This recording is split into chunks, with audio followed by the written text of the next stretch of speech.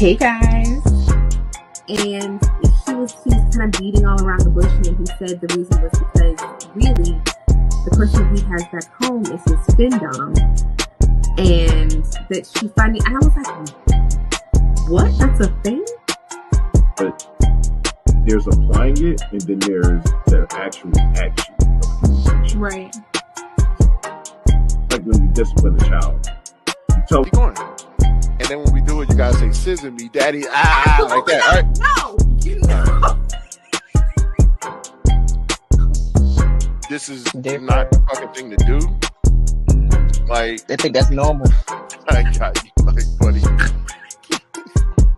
I can't help her. Minutes later, I see a pizza slide under my door. No contact.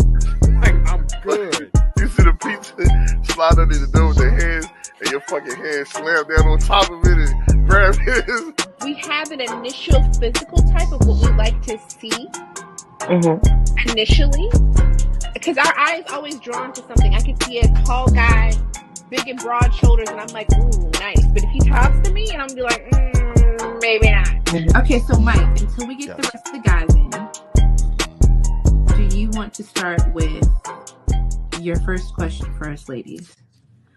First of all, are you drinking a Capri Sun? Yes. Oh my gosh. First things first, what is happening?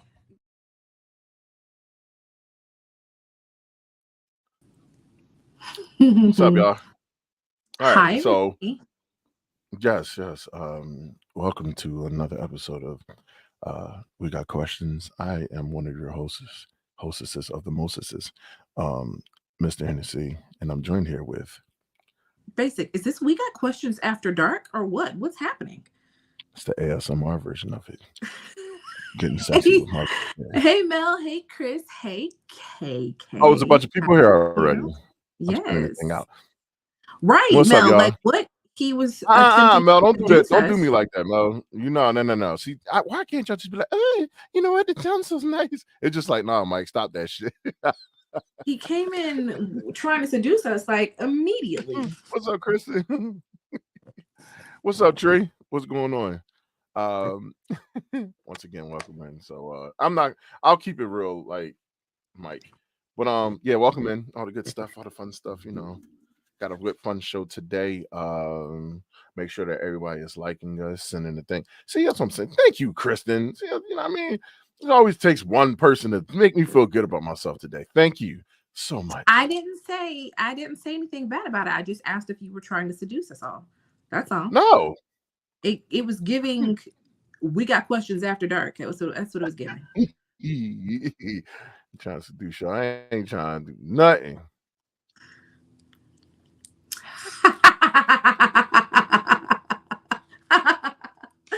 The perfect time of everything. So, but anyway, like I said, welcome in, y'all. So today's a good fun topic. We're gonna be talking about some fun stuff. This is see, but then she laughed at Future. I told you Belle's a little toxic. Thank you, Kristen. Thank you. So go ahead. You can kick. This is your topic. You were talking. I'm just saying. I'm gonna let you. I had to think about it. I'm like, wait, this ain't even my whole 100% topic. This is 1,000,000% your topic. It is both of our topics. It's both. Today we're talking about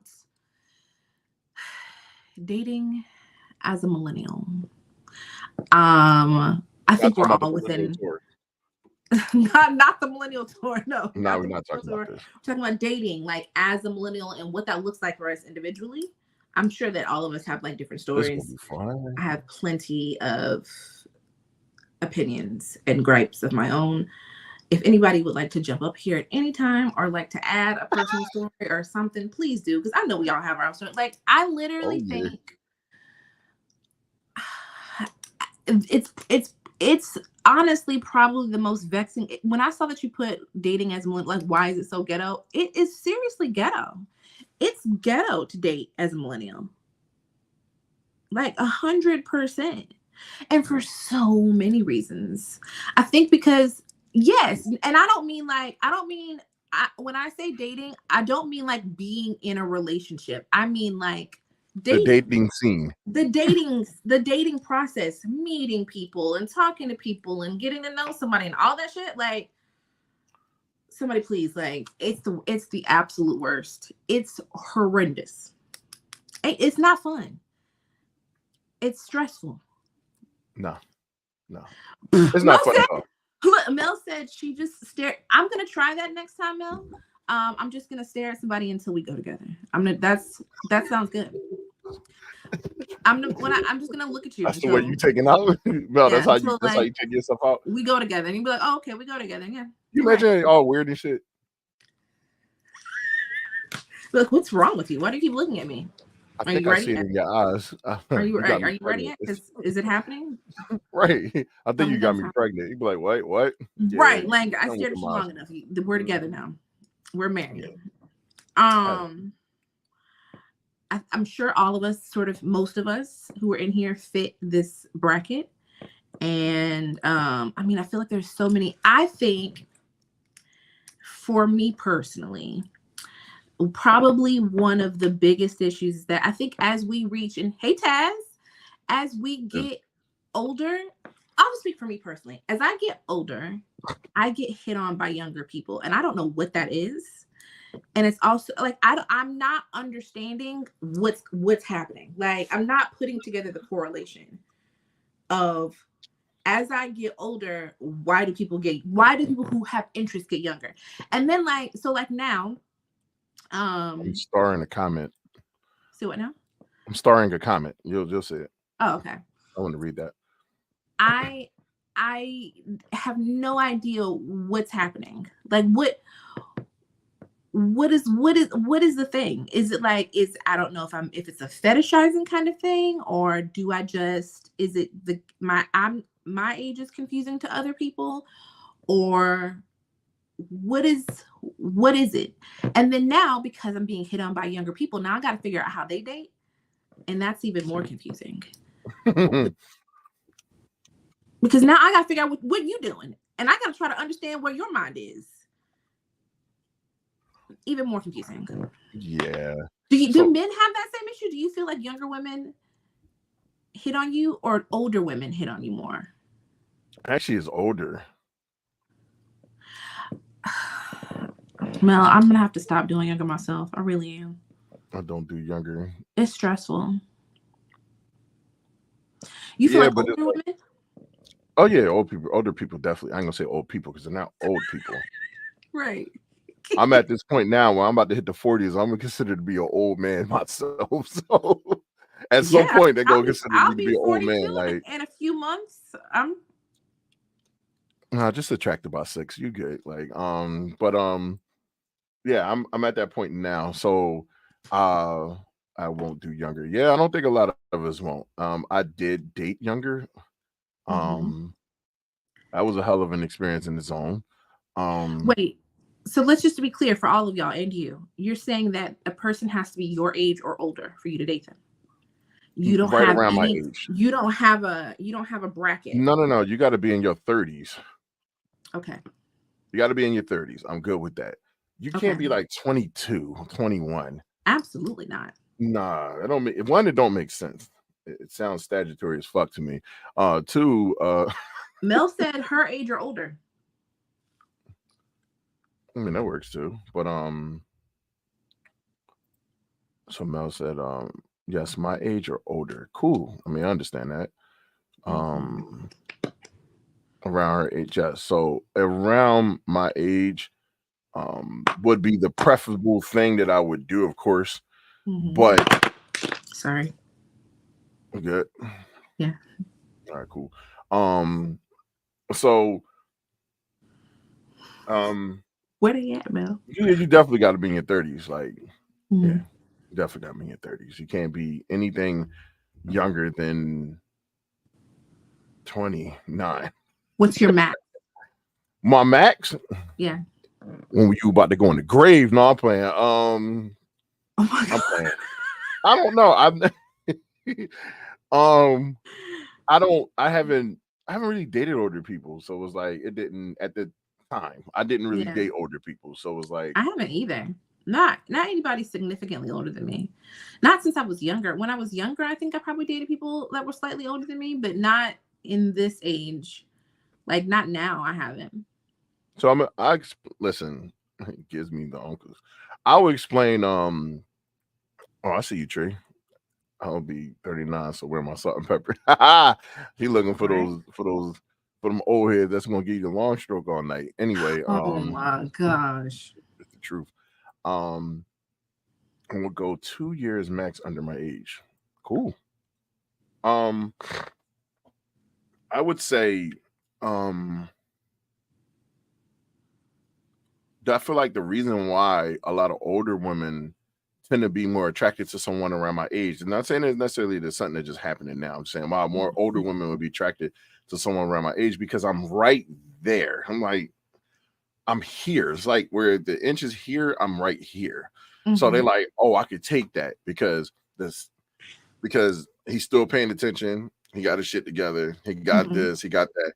And he most likely still handing out some good dick. So it was like a lot of the times a lot of old heads really want. If I base it off of the older woman that I know, i.e. Six and a couple of her crew, it don't matter. Like they just at a point now where I guess you're at because women they say in their 40s hit their sexual peak, or they just hitting their prime. Where we kind of men coming out of it, y'all entering that shit. So it's like it's like being a fresh newbie all over again, but now you reaching in a different state of something. So now y'all probably always want it. Why are you smiling like this?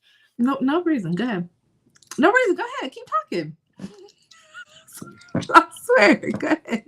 You probably over here having flashbacks. Anyway, there was some flashes in your head, like, yeah, I know what he's talking about. But no, just I feel like they say women in their 40s heading towards their 50s and stuff like that, they hit a different peak, and you know, it is what it is. Like, and I guess they be looking for grown men, like they're not looking for nobody to sit here and rabbit stroke them half to death, like, and you know, they want somebody that's gonna put the work in a different way. Right, true. I want you to go back to Kristen's comments. I know you want to say something about it, and then I have another question for you. Okay. Let's throw these up here. So she said that's legit the reason older women find younger men. Yeah. Okay, so this is what you said earlier, Kristen. Honestly, it's so hard for me. It's so scary being vulnerable again and learning a person's quirks and hoping you find a person who fully accepts you for me. Right. I get that. I get that 100%. I think so. I might be older than most people in here. I think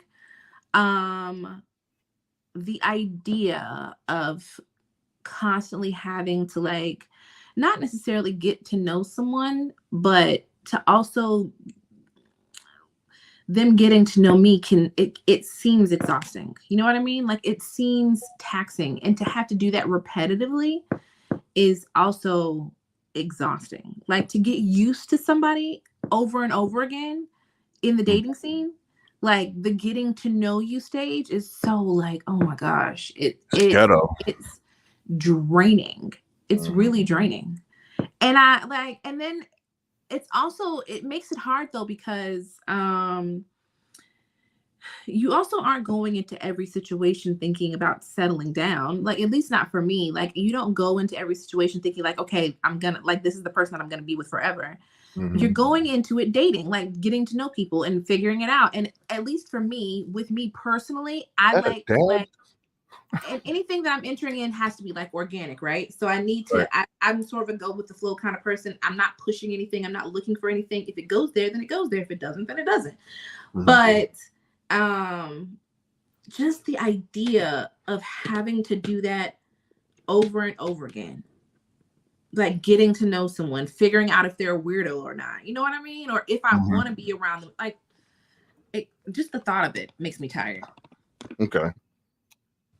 I mean, it And makes sense. terrifying. And she's right. The being vulnerable part of trying to figure out if you can trust a person.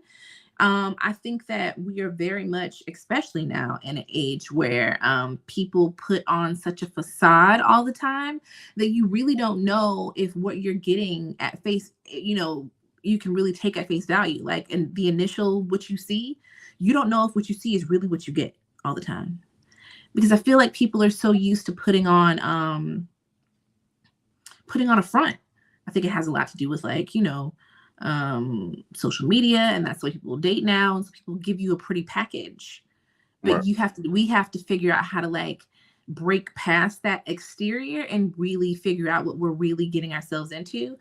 And it's just it's scary. Sometimes it can feel dangerous. It can feel like I don't want to, I would rather not have to go through that. And I know everybody in here has heard about Risa Tisa and Legion.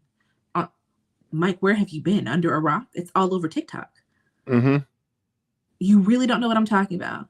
No. Ladies in the comments, I'm sure that most of you probably know what I'm talking about. Risa Tisa and her husband, or her former husband, Legion, and she has done at least a 50-part docuseries on TikTok talking about from inception to when they first met to the divorce, of how she fell in love with, started dating him, fell in love with him, found out that he was a completely different person who she thought he was. Everything he'd ever told her was a lie. She married this man. Okay. And everything he had ever told her about himself was a lie. Oh, and shit. It was just about how that process went for her. And it was funny that this has happened at the same time that we're talking about this, because I think I found out about it after me and you decided that we were going to do this. You're doing a TikTok. Oh, listen, please do. You'll be listening. It's for you. You can listen to it for days. She's got 50 to 52 10-minute TikToks where in each God, she's discussing, but people are all over it. And it's about how she met this man. And I want to say she met him through socials. I'm not quite sure. She met him. Everything moved very quickly. Very quickly. She met him, and within a month from them dating and liking each other, they had moved in together. But he was talking about how a lot of it had to do with her finally feeling chosen and seen by, you know what I mean? She felt seen, she felt chosen, it felt easy, she felt like it was her time, and she finally found her person. And I think it made her blind to a lot of stuff. And that's the really scary part. I think some of us, if not a lot of us, often feel like we're at this place where we're trying to figure out when are we going to find our person and our time. And it can be, I think that it's good to listen to, because this can be a cautionary tale about jumping into things too fast just because it feels so good. Okay. And then this whole man was a whole scammer. Just do the thumbs up for that motherfucker. Yeah. And the man was a whole scammer. I mean, crazy. It's wild. You see, I'm over here intrigued. I'm over here no, listen, everybody has to if you haven't seen it, you have to do a deep dive. Take a time. I haven't had the time to listen to them all. I've only listened to a couple because I'm really gonna have to there's so many of them that I'm really gonna have to sit and take my time and listen to them. But essentially that's it. She met him, they fell for each other very quickly. Their relationship jumped off really fast. She got pregnant super quick by him. He moved. She got pregnant and everything? Yes. Oh shit. I'll see if I can find it. But I think it's Risa Tisa. But somebody has since found this man, exposed him on TikTok. Yeah, and she was trying her best to not say his name. So her at is Risa, REESA, M Tisa, TEESA. So I saw a whole live last night where Danny said she's not the first person to expose the guy. But listen, when I tell you Danny is I'm not even going, I can't. There's so much I can say. I'm just saying this is a cautionary tale, okay, of why dating can be so dangerous. How old were they, by the way, so we can keep it in this range? She's definitely within the millennial range. Okay. She's definitely within that range of people. I want to say, Risa might be in her late 30s, if not early 40s. He looks older to me.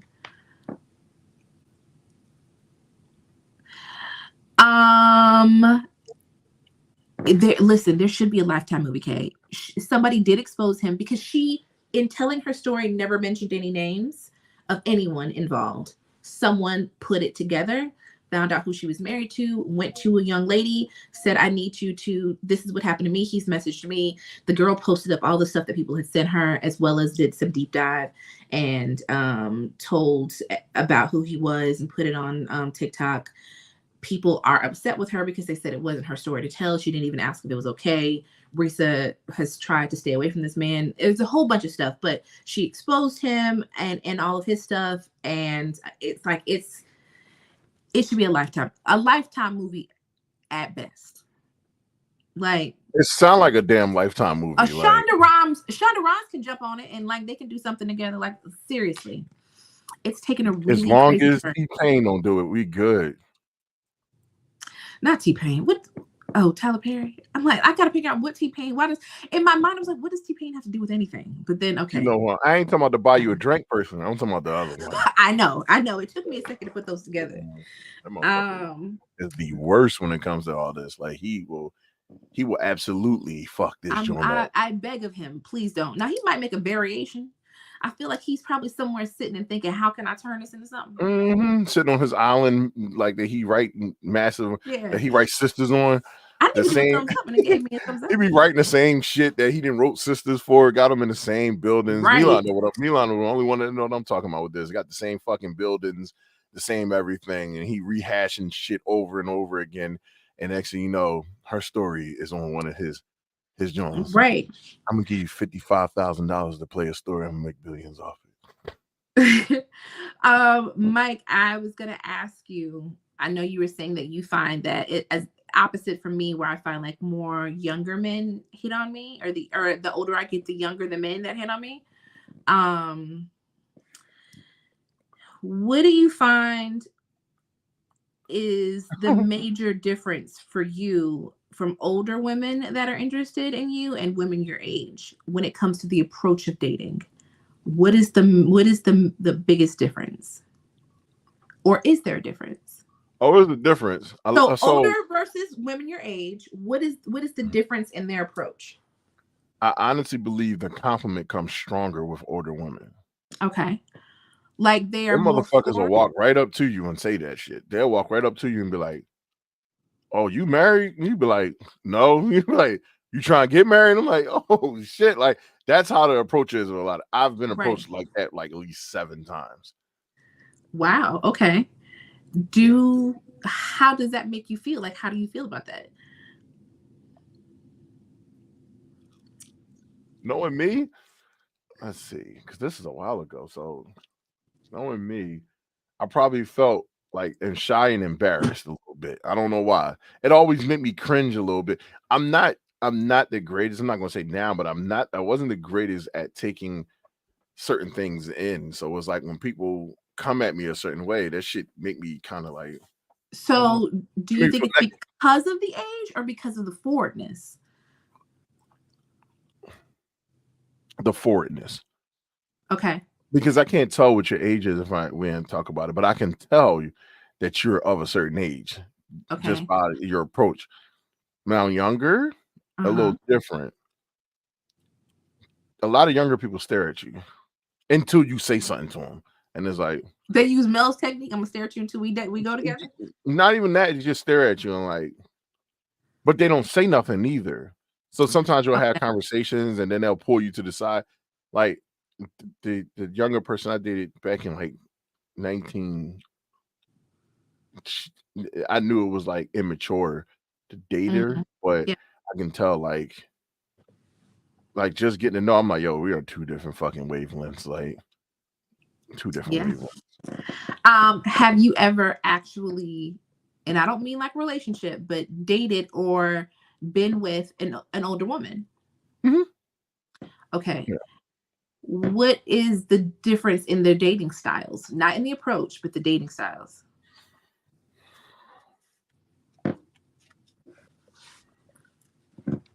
I think you get more conversation out of a person that's older. Okay. You get way more conversation out of it.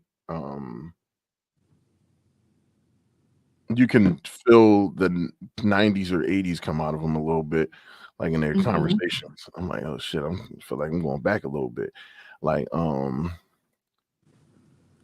you kind of feel like, I don't know, you just feel you a little bit, and it doesn't sound bad, but you feel like you're in a different, like you're out of date a little bit. Okay. Like I don't feel modern. I feel like I'm having an older conversation that I've never been a part of.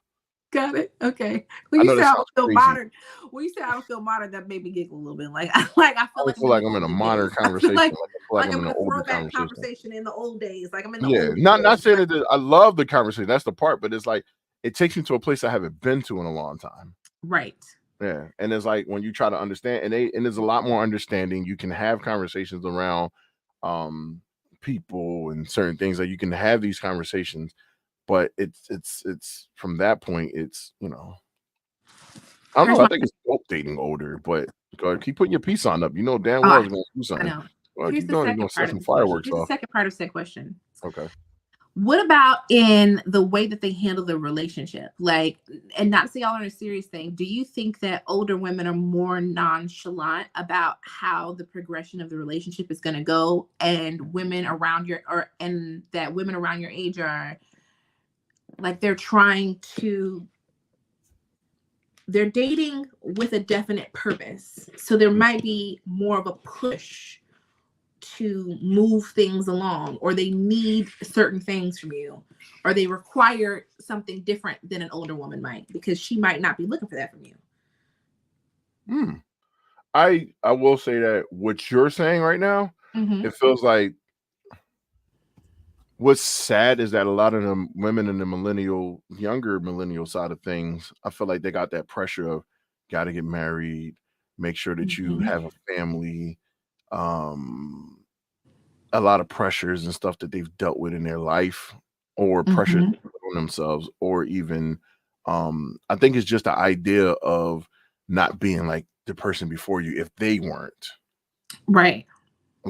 married, or if they had kids and stuff like that. You know, I've dealt with that where it feels like, well, I ain't got that much time left. Well, I ain't got this, because they're sitting in this desperately of, and I'm not saying this basic or anybody that's around 40, but a lot of people, I want to make sure I fix that before I say anything. A lot of people get discouraged when they hit their 30s because they think that's it, and it's like, you only been here 30 years, you've been here 50, like, or 60 or 70, like. And not even saying anything wrong with them, because the people that I know around that age are actually having way more fun and not stressing as much as us in our 30s right now. Right. But so I asked that also because I feel like I was gonna say that for women as millennials, I feel like as we are approaching, like we're all at an age where it's one of two things, right, for us, right?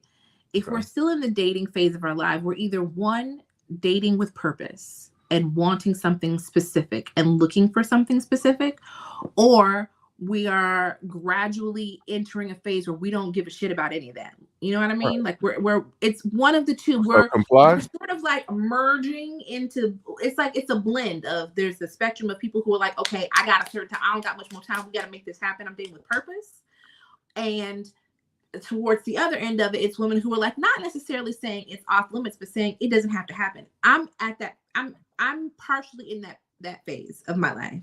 I do know that there was a time where I was like, why, like in my head, it was like I had a time limit. You know what I mean? Like, why is this happening for me? I'm not getting any younger. I don't know, like, why I haven't found my person.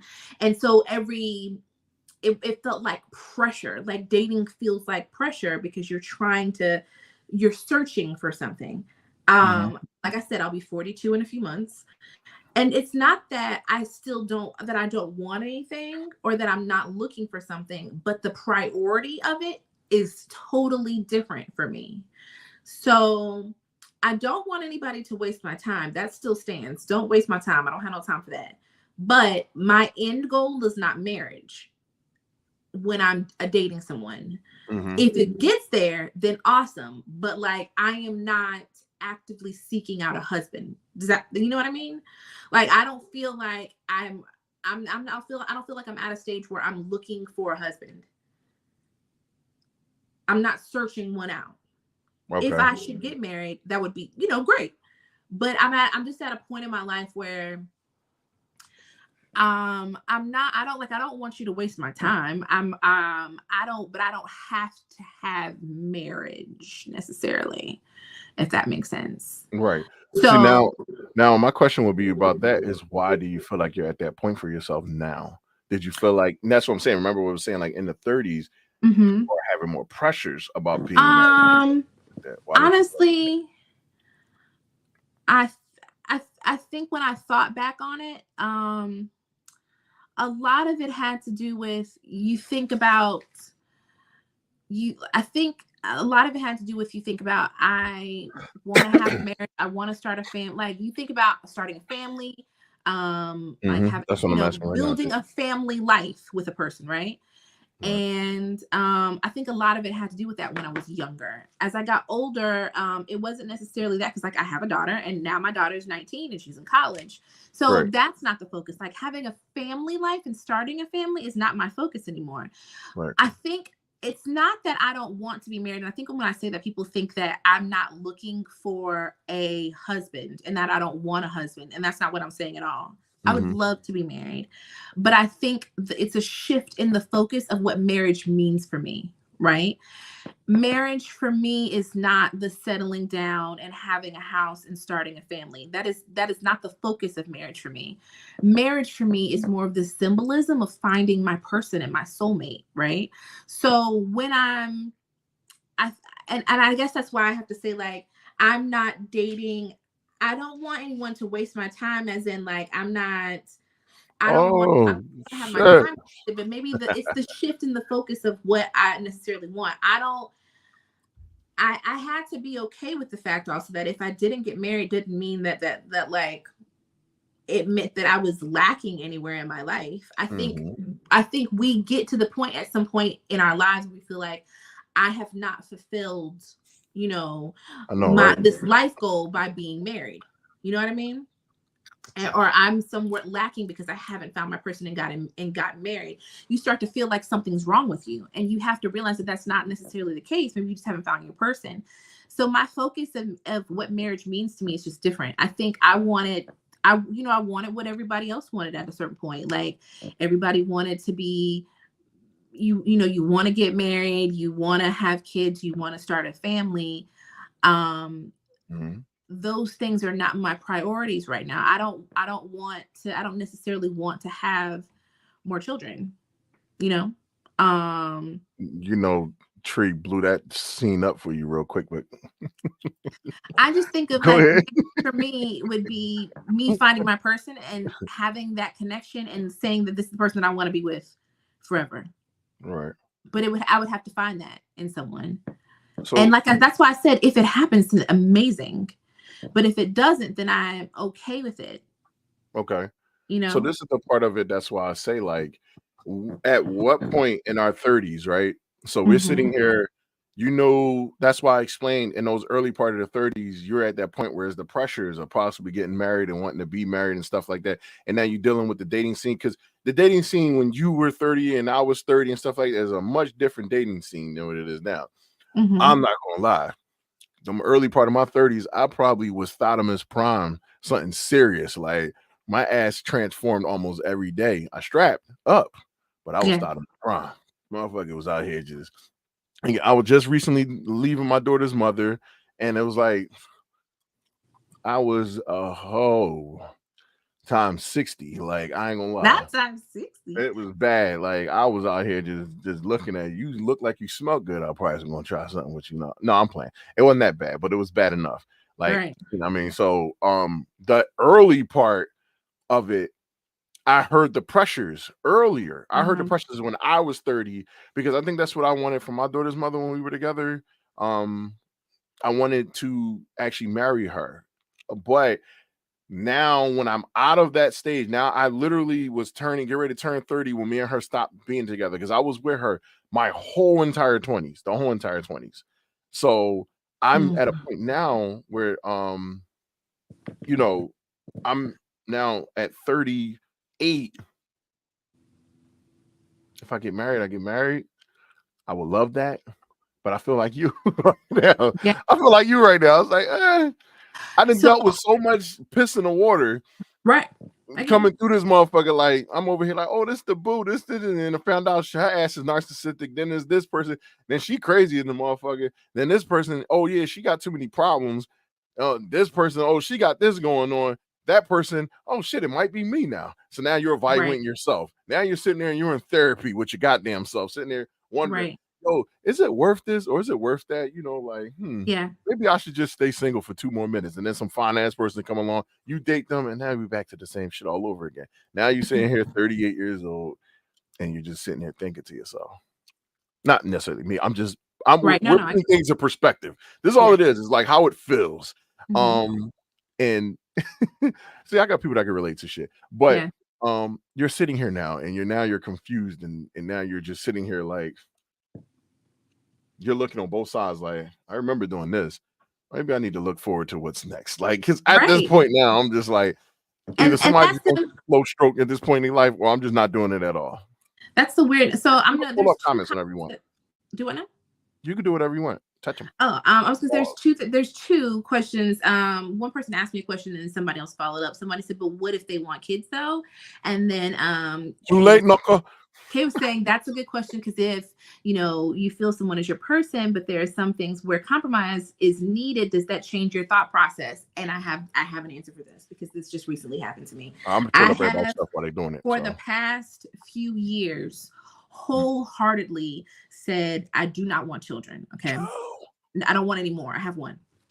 And so, and because of my age and because she's 19, she's about to move out. And in my mind, I'm like, I have been a single mother for the full 19 years. I have hunkered down, not done anything. And I really was looking forward to figuring out what my life was outside of being a parent. Because that was always my only and main focus for the past 19 years, right?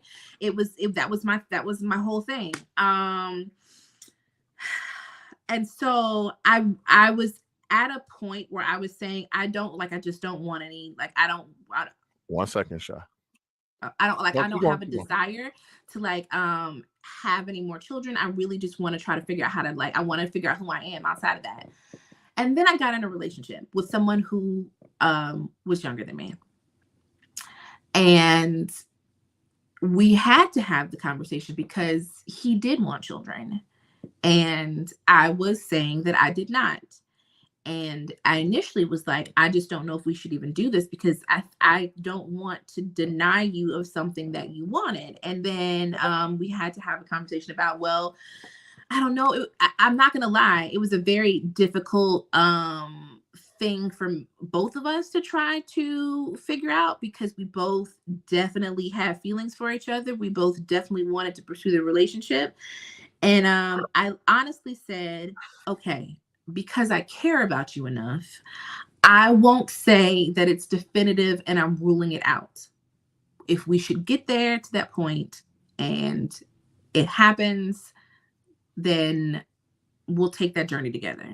But I needed him to know that that is not necessarily the direction that I wanted, that I saw myself going in. Loving him was enough for me to make me give it a second thought of whether or not I could see myself in that place again. And I also had to sit with what were my reasons and why I didn't want to have another child. And, I had to sit with a lot. It was a lot because at one point we even thought about just ending the relationship because of that. That was the thing that was going to make us into the relationship and that's the hard part about dating somebody younger. You can both be in two different phases in your life where you want two totally different things. Mm-hmm. And both things are completely okay. But what happens if you do fall in love with this person and the two of you want two totally different things, and figuring out how to navigate that? And if that's something that you're willing to compromise on. Yeah. So yeah, I mean, it did happen. I did consider compromising it. We are not currently together. But yeah, I mean, I don't know. I mean, he was someone that made me reconsider. I'll just say that. Mm. It's okay. You don't have to be sad. It's okay. You want to do the cry thing, man. You want to do the cry thing. Like, I'm sitting here listening to, I don't want to put the Will Smith face up here, but I feel it coming. But anyway, all right, so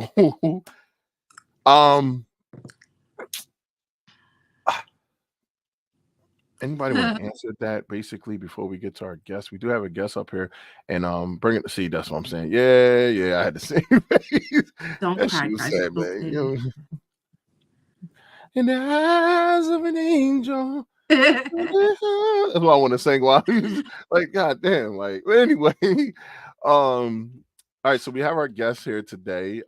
This is Basic's first time meeting her, but I asked her to come on to the show because she is in the middle of 30. I think she's about 35. You can say yes, it's 35, right? About there. 35, 36. All right, cool.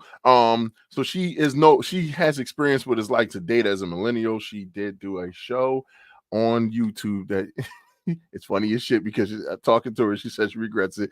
But she did a show where trying to date as a millennial, she found out how ghetto it really was. So everybody, please welcome Miss Shy to the party. To the dance. Hi guys, how are you? Good. How are you?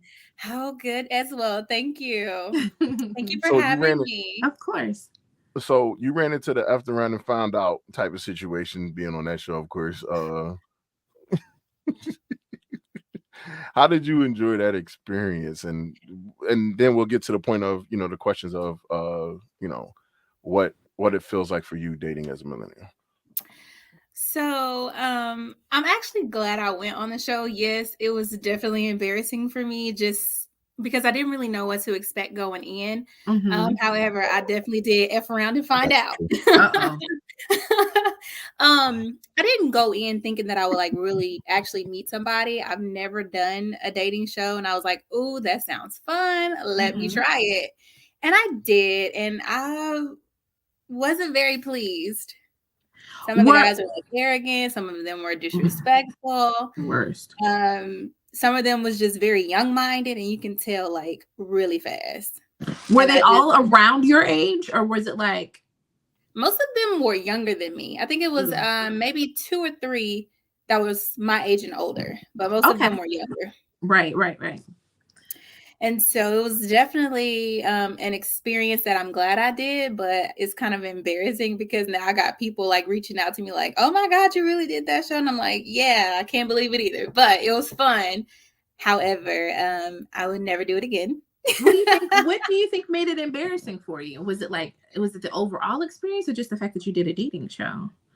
Neither. It was the type of people that were on the show and how they're carrying themselves. Yeah. And I don't carry myself in those ways. And it's kind of like, dang, how you hear like birds of a feather flock together. Mm-hmm. I don't want to be portrayed as someone as what I met on the show. Got it. And so that's the only embarrassing part. Like I met some really cool people. The ladies were really sweet and nice. Like I really enjoyed their company. Mm-hmm. It was just more of the guys. Got it. I got it. Damn. Now, did they feed y'all on the show?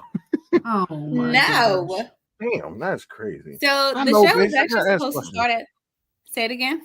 No. Go ahead. We argue in the middle of our show. It's just it's just us thing. Go ahead. Oh no, they didn't feed us. They were trying to get us some drinks, but I didn't drink anything. And it took like an hour to start the show, later than what it was. So by the time I actually got ready to come on, I was actually ready to go home. Right. Just because it took like way too much time and I was over it. But I did it anyway. Do you think that the representation of the men that they picked on the show is a good representation of the type of men that you meet out in the dating scene anyway? Yeah. Ooh, Yeah. that's what makes it even sadder. Yeah. That's what makes it even sad. I'm telling you, because Yes. it's like, who do we have to pick from? Like,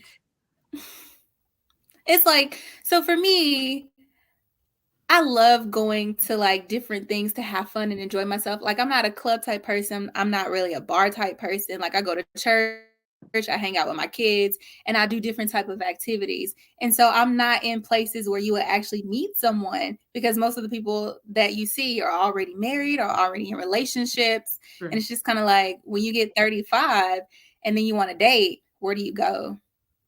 How do you meet these people? Absolutely. That was So literally that's one of the why I things. did dating.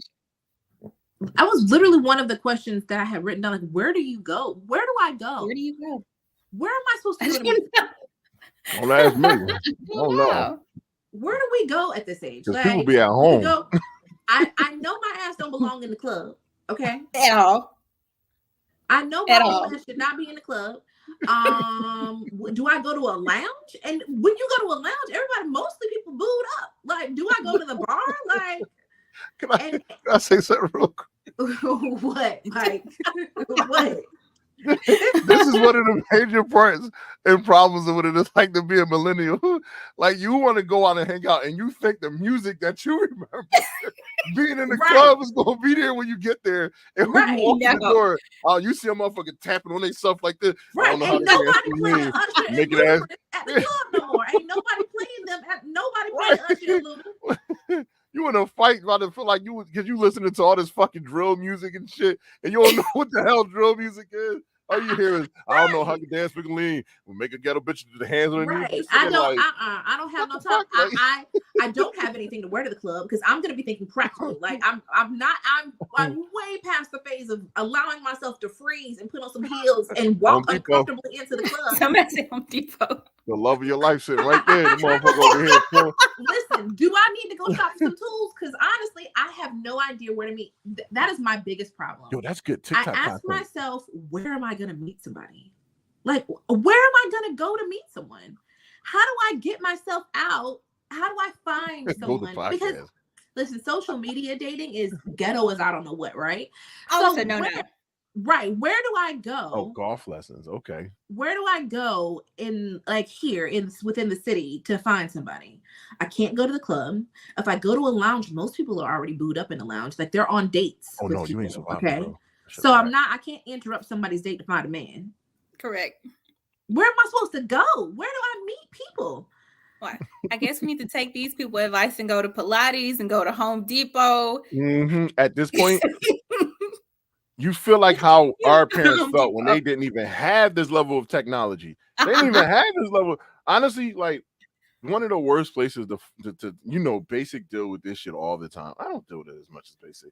If you sit on TikTok long enough, motherfuckers is gonna fly like an eagle straight to your lives, straight to everything, and they're gonna sit right there and they're gonna be in your face. Oh, you're beautiful. Oh, you gorgeous. Oh, you this. Oh, why your eyebrow look like that? Why did they ask the dumbest questions? You just sitting there like. That's why I say the dating scene is ghetto. Yeah. This is my face. I post it up all the time, but this is definitely my face when I am in that scene, and it looks just like this. I'm confused. I don't like it. Somebody talk to me enough. I do this, like, hey, yo, get away from me. Like, like the whole 9 yards. I agree with Persephone. You don't find someone when you're looking for them, but I'm not trying to actively look. I just want to put myself in positions to where I could potentially bump into somebody. So it can happen. So that it can happen. But if I'm always at home or work or Target, like, what? You know what I mean? Like, I don't know where to go. Where do I go to potentially bump into said man? You know what you can do? Right now, I don't see nobody. Take a trip, right? And go to a Powerlines concert, and then maybe the girl is standing there in the front row, and y'all can sing the song from Goofy movie together. No. Remember how that's the love stories. Then they go around and they trying to, they go travel the world and go find their love of their life. And who? What are we talking about? I don't know. I'm just making stuff up as I go. I don't Oh, know. I'm trying to I help have y'all no out. idea what you're talking I'm just trying to make stuff up. Like I'm just trying to help out a little bit. Maybe they're on a magic carpet ride with you. Failed at helping us. That didn't help at all. Maybe they are sitting like they said at Home Depot and Walmart. Maybe you will accidentally tap his ankles with your cart, and you look up and it's the finest dude you ever seen in your life. Joe, I wish the supermarket was not my supermarket. And he smell like juice, Not mine either. like yeah, power line. And do I have to dress out every time I go out? So you mean I got to get cute to go to Home Depot? Because 9 times out of 10, I'm gonna have on some sweats. Y'all gonna have to get real cute for Home Depot. Like this is just what it is. Hey, look, you're in a different stage because remember the point of our conversation was you're old enough now that Gen Zs are hitting on you. Like which I don't. Listen, that's not working for me. I get a lot of younger people too, and I don't like it. Right. We're just at different phases of life. I think we are both.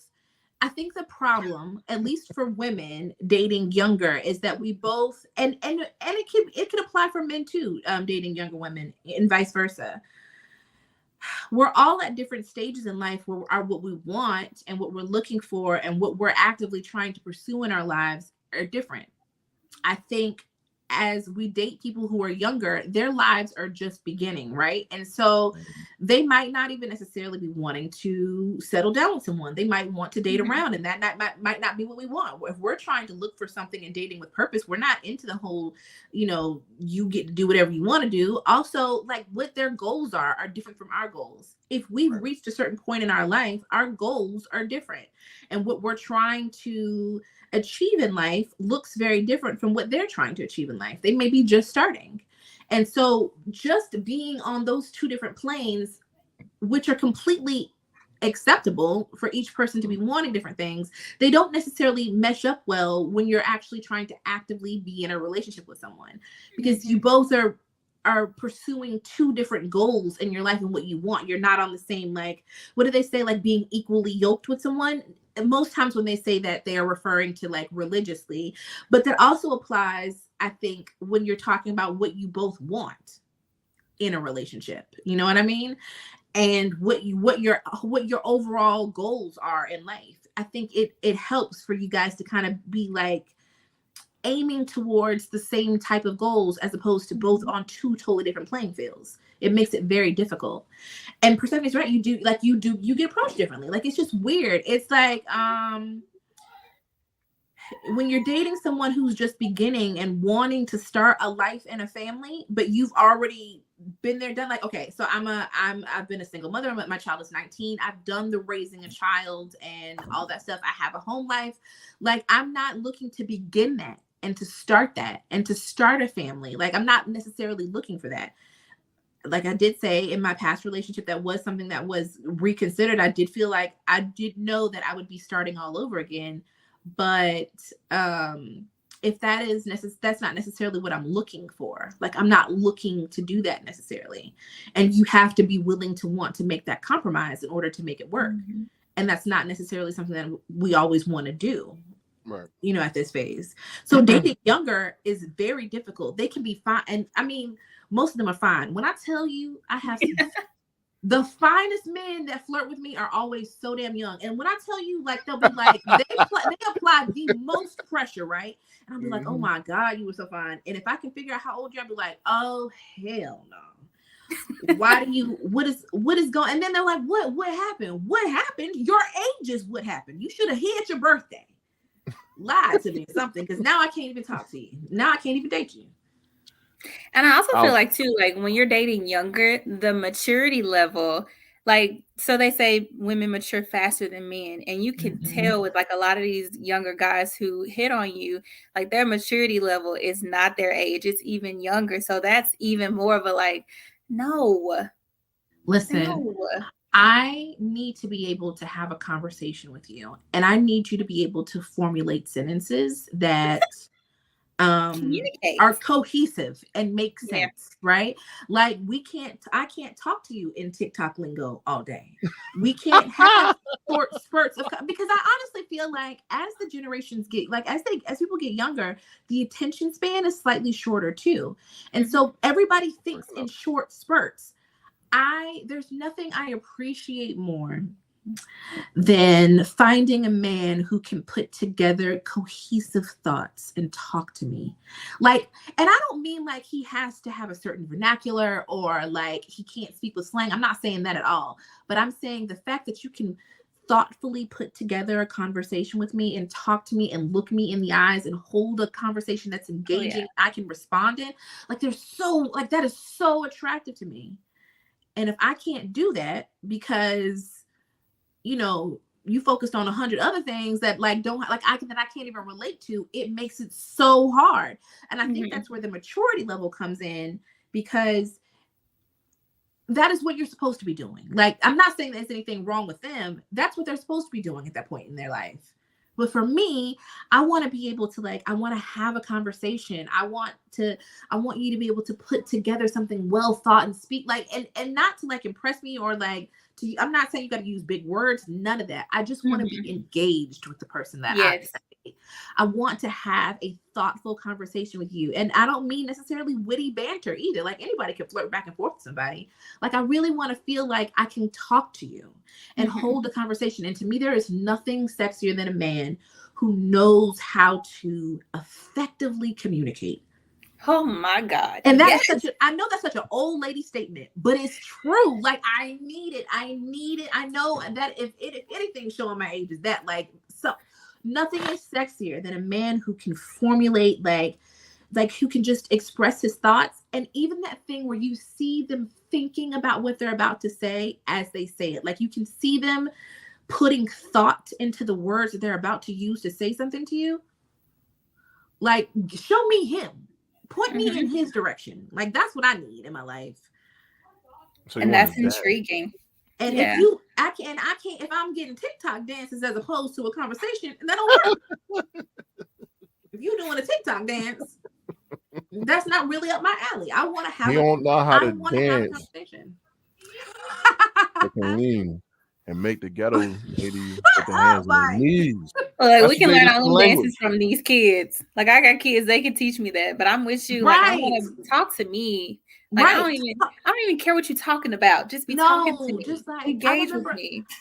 I followed this man who I followed this man on TikTok who was talking about a movie, and y'all honestly I was so mesmerized by the way he described, the way he articulated why he liked the movie and the actors, and just the way he put those words together. I was immediate follow. I don't even know who you are, sir, and I don't care about anything else you're talking about. But just the fact that I have listened to you, I watched it several times. I just wanted to hear him put the words together. Stephanie said it. I need well thought out complete sentences. Undivided attention is a must. Look me in the eyes when you're talking to me. Put that phone down. Right. Have a real, to have a conversation with a man, and a man who understands the importance of communication. And sometimes as men get younger, the attention span is slightly shorter because it's the way that it's the way that society has sort of evolved. Everything is in short snippets. We're constantly watching 30-second videos and 15-second videos, and everything is so all over the place that just naturally that part of communicating with people has completely shifted. We don't communicate the same anymore. Everything is very all over the place, jumping from one thing to another, moving very quickly, right? Having a real conversation and looking at somebody and them keeping your attention and being engaged with you, so attractive. Where do I go to find that? Is there a talking club? Is there a club where they have conversations? Send me there. Club conversation. Book club. Right. Club. Right. Club. Right, Persephone. A lot of people are overstimulated. There's so many things, which also, because they're overstimulated, their focus is on 1,000 women at the same time too. Ooh, it's in abundance and they're all over the place. So they can't just focus on you. There's so many. And if they are focusing on you, they might get bored because they don't have a million other things Right. going on at once. Yes, They because don't they even know need how to to be engage. right. They need to be overstimulated. They need to feel like there's 1,000 things happening. And that's so stressful. It is 100%. Here comes Joe. You can always count on Joe to come in clutch with Oh, like, that's why I was just leaving it right. Go That's why I ahead, stopped the comment. No, No, go go ahead. ahead. I'll let you have it. Joe is saying for the panel, after a certain point, when you were 40 plus, would you omit some items on your checklist for a partner, or would you continue to live your life without a partner? For me personally, yes. I have done it because I have done it, but I had to also consider, I had to think about, was the compromise something that I could live with and not regret later? And like, what was the end, like what was the payoff going to be? Like, what was the trade-off? To say, okay, I don't necessarily need this. I can say this is not necessarily what I need to be with this person, or to be with the person to be happy, because I was happy and I felt fulfilled. So there were certain things that I might have thought that I needed that were part of like sort of like a checklist. Maybe we all have sort of like a mental checklist that may not necessarily be a priority, or some things have more priority than others. So, but if you find someone who you have a connection with, but they don't have all the things on that checklist, you just have to sort of weigh whether or not those things are priorities for you, and if you are willing to compromise on those things, and what is the end payoff, and if it's worth it. But yeah, I think I would be able to if I thought it would be my life partner. Mm-hmm. What about you, Mike? Mike? Yes. I got people that's messaging me back for the show. That's all. Oh, okay. Okay. Well, I was gonna say, what was your answer? What would be your answer to that?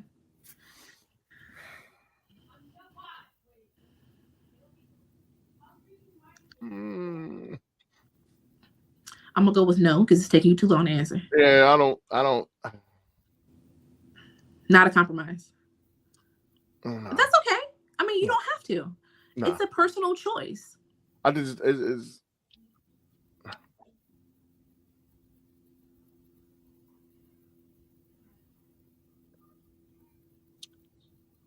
I would say no. I'm just leaving it regular. No. I'm good.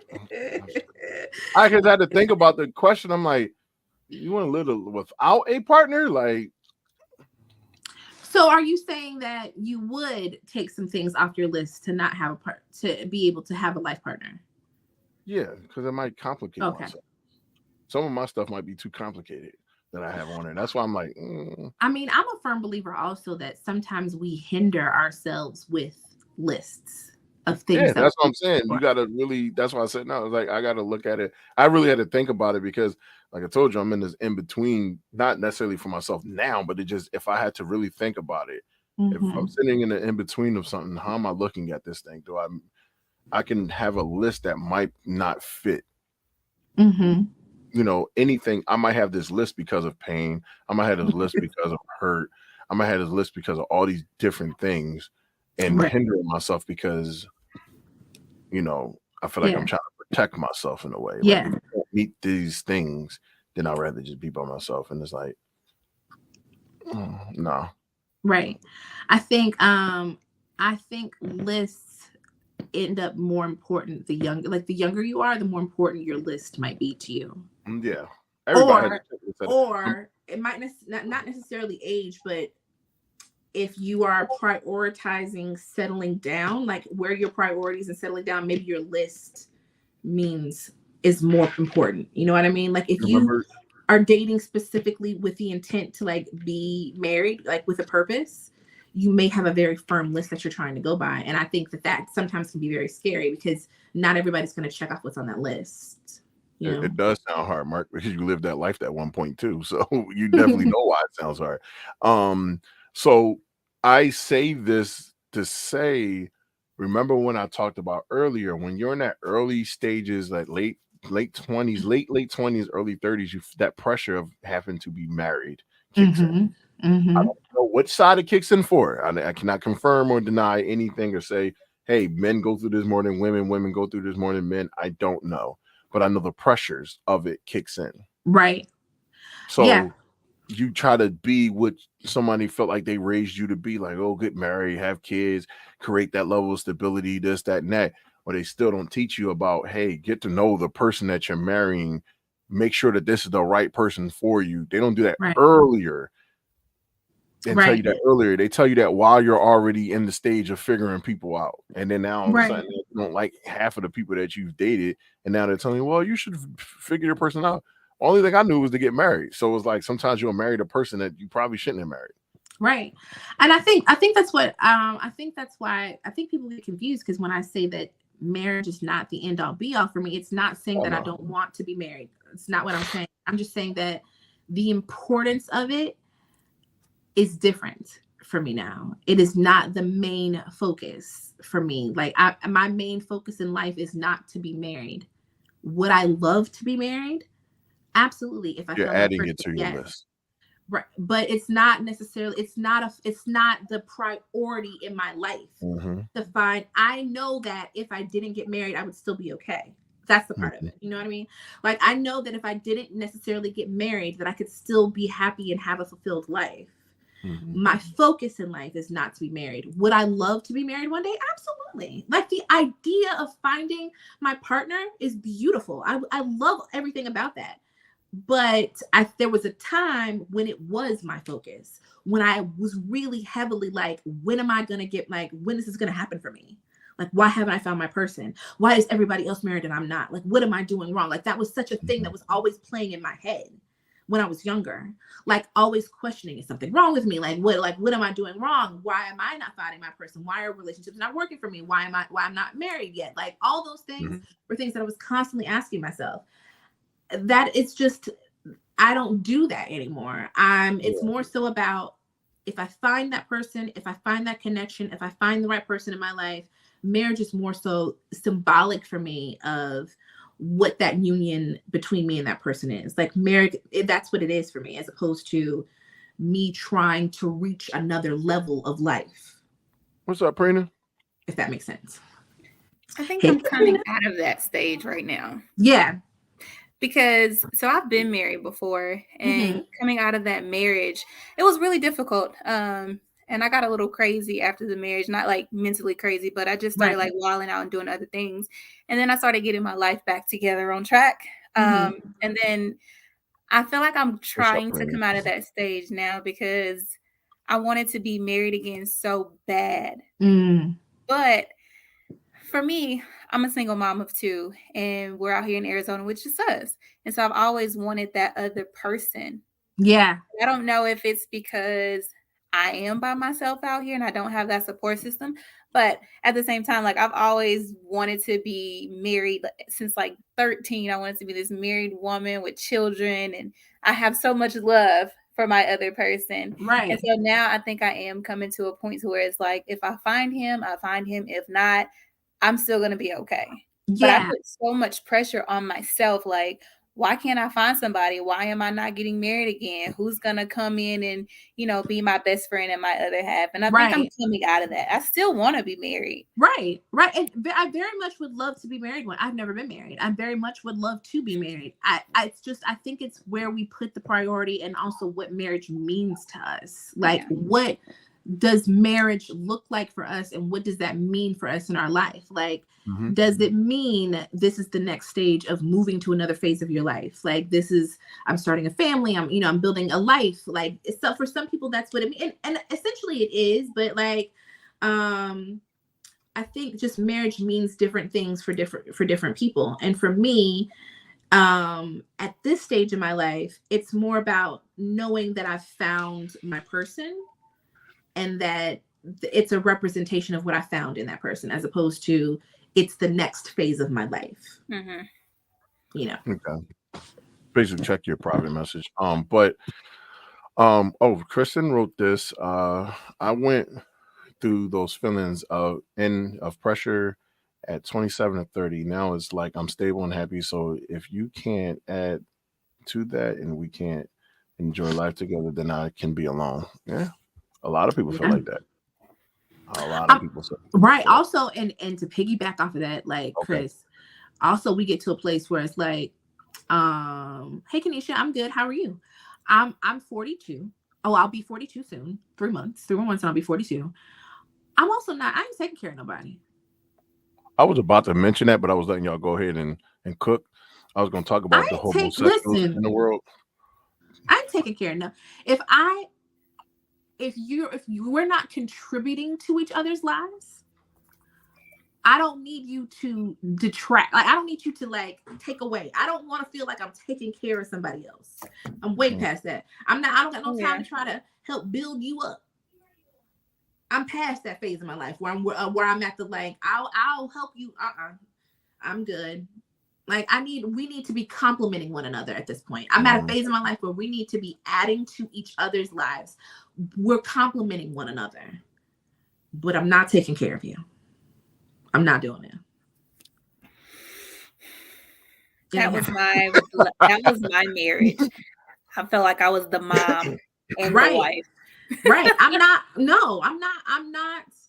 I'm not taking care of you. It's a difference between supporting someone. I have no problem with supporting someone, but if I feel like you are draining me, or if I feel like you are taking away and I'm doing worse with you than I was doing without you, because now like you're either draining my energy or I'm like if I'm putting in more, and where it feels like it's imbalance where I'm putting in more in the relationship, or if I'm contributing to you more, if you can't contribute back, and I don't necessarily, it doesn't have to just be financially. I mean like emotionally, spiritually, all of that shit. No, I'm not.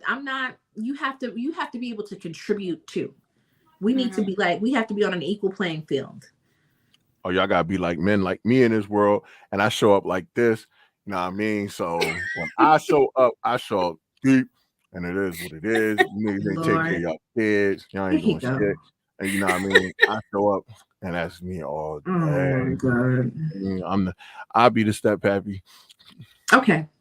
I agree with you, basic. Like, I just don't have time. Like, we gotta come in together. Like, there's nothing wrong with growing and supporting each other, like you said. But I cannot be your mama. No. I can't be your mama. I can't. And I think sometimes when men hear people say that, they mean, oh, well, he got to make a certain amount of money. That's not what I said either. Like, it's not about, because I don't need you to take care of me. That's the whole point. I don't need you to take care of me. I can take care of myself. What I don't need you to do is bring me down worse than where I am right now. We should be elevating each other in some way. So I don't necessarily need you. I'm not saying that I need you to make a certain amount of money. I'm not saying that. I can take care of myself. I'm good. But what I don't need to do is, I don't want to feel like I have to take care of you. We should be, you know, bettering each other, just in the simple sense that we're not bringing each other down. You shouldn't feel like I'm draining you or you have to take care of me. I'm just at that phase in my life where that's not what I'm looking for. I don't need you to take care of me. I don't need you to pay for things for me. I don't need you to be my emotional support. I don't need any of that stuff. It sounds like a lot of y'all having the same issues. I'm reading as well. I had to pick between y'all two, and then Stephanie and Chris are saying the same exact thing. Yeah. God damn, like they're really some homosexuals out here. Like, but Marcus is they're saying that they have a financial preference for sure, which I mean is fine. There's nothing wrong with that. I'm just saying, what I cannot do is take care of you. If you're looking for somebody to take care of you, I'm the wrong person. If you're looking for someone to finance you while you find your way in life and what your passion is, I'm the wrong girl. I'm not at the phase anymore. You need somebody young who's willing to go with you through that journey so you can travel the world and figure out whatever you want to do. All right. That's beautiful. Just not with me. Joe, I need you to message me on Instagram or something, Joe, because we need to get you on this show, Joe. You've been here forever, and you always throw these insights, and especially a man that is married and is in a successful marriage. You should be up here, be able to, if you can, come up here and really like give some insight on how this, because you know we all got different perspectives and what we all are dealing with. There's a lot of single talk going on, so you know. A lot of, you know, people feeling like they were single within their relationships, and it's just wild. Like, What was your comment? I was trying to read it. I'm sorry. I got you. Bring it back up. Within the 17 years of my marriage, the ebbs and flows of any relationship are apparent. But when you are married to your best friend, where growth amongst each other, exactly. Like we can grow together.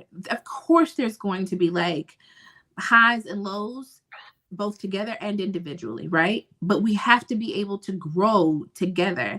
And I also want to feel like, I think it's also important to like feel like if for some reason I should falter or like stumble, you are there for me and you have my back. And the same thing goes for you. If for whatever reason you stumble and fall, I should be able to have your back. Mm-hmm. Like, I don't know. I just feel like the way that looks for us changes. But obviously within, like I said, within this millennial group, it looks a very specific way because we're at a different stage of our life. You know what I mean? We're just at a different phase of life. Okay. So before trust is what's hard out here for a film. True. It definitely is. It's hard for it. And it's not necessarily that is, and of course you ladies are speaking from your perspective and stuff like that. I am the only man up here, but you know, this is what it is. It's not easy on our end too, especially when you're a type of person. It's not easy on our end because a lot of the times you hear about what the men do wrong to the women. Sometimes you don't hear this side of the fence and what I deal with and what, not saying it's not like a right. Come save me. But like it's like a, you know, I deal with some shit. Like I've seen some shit. Like going out on dates with people that literally has used you as a food voucher is wild to me. That is what it is. I was prepared for it, but it's like when you do that stuff, when you're sitting in relationships where a person's whole demeanor, whole life, everything has changed completely. And then now all of a sudden, that's not the same person from when I first met him. That's not the same person. You know what I mean? Now you're a whole different person. You know, now you're losing things and I'm picking up your slack. And I'm like, oh shit. Like, and I'm over here making sure my shit is right. But now I gotta, you know, now you're dealing with somebody that, you know, when you're boyfriend, girlfriend, you're supposed to help take care of them in a certain way. Yeah. You know, like, especially if I've always been, you know, it's always been like, well, you know, we together, we fucking, so you gotta do something. It's like, yeah, you saw both my head lean that way. Right. Like, well, excuse my language, shot, but I'm like, this is just what's been said to me. So I'm like, okay. Do like, you feel like that's the trickiest part for dating for you? Like people are expecting, or at least like,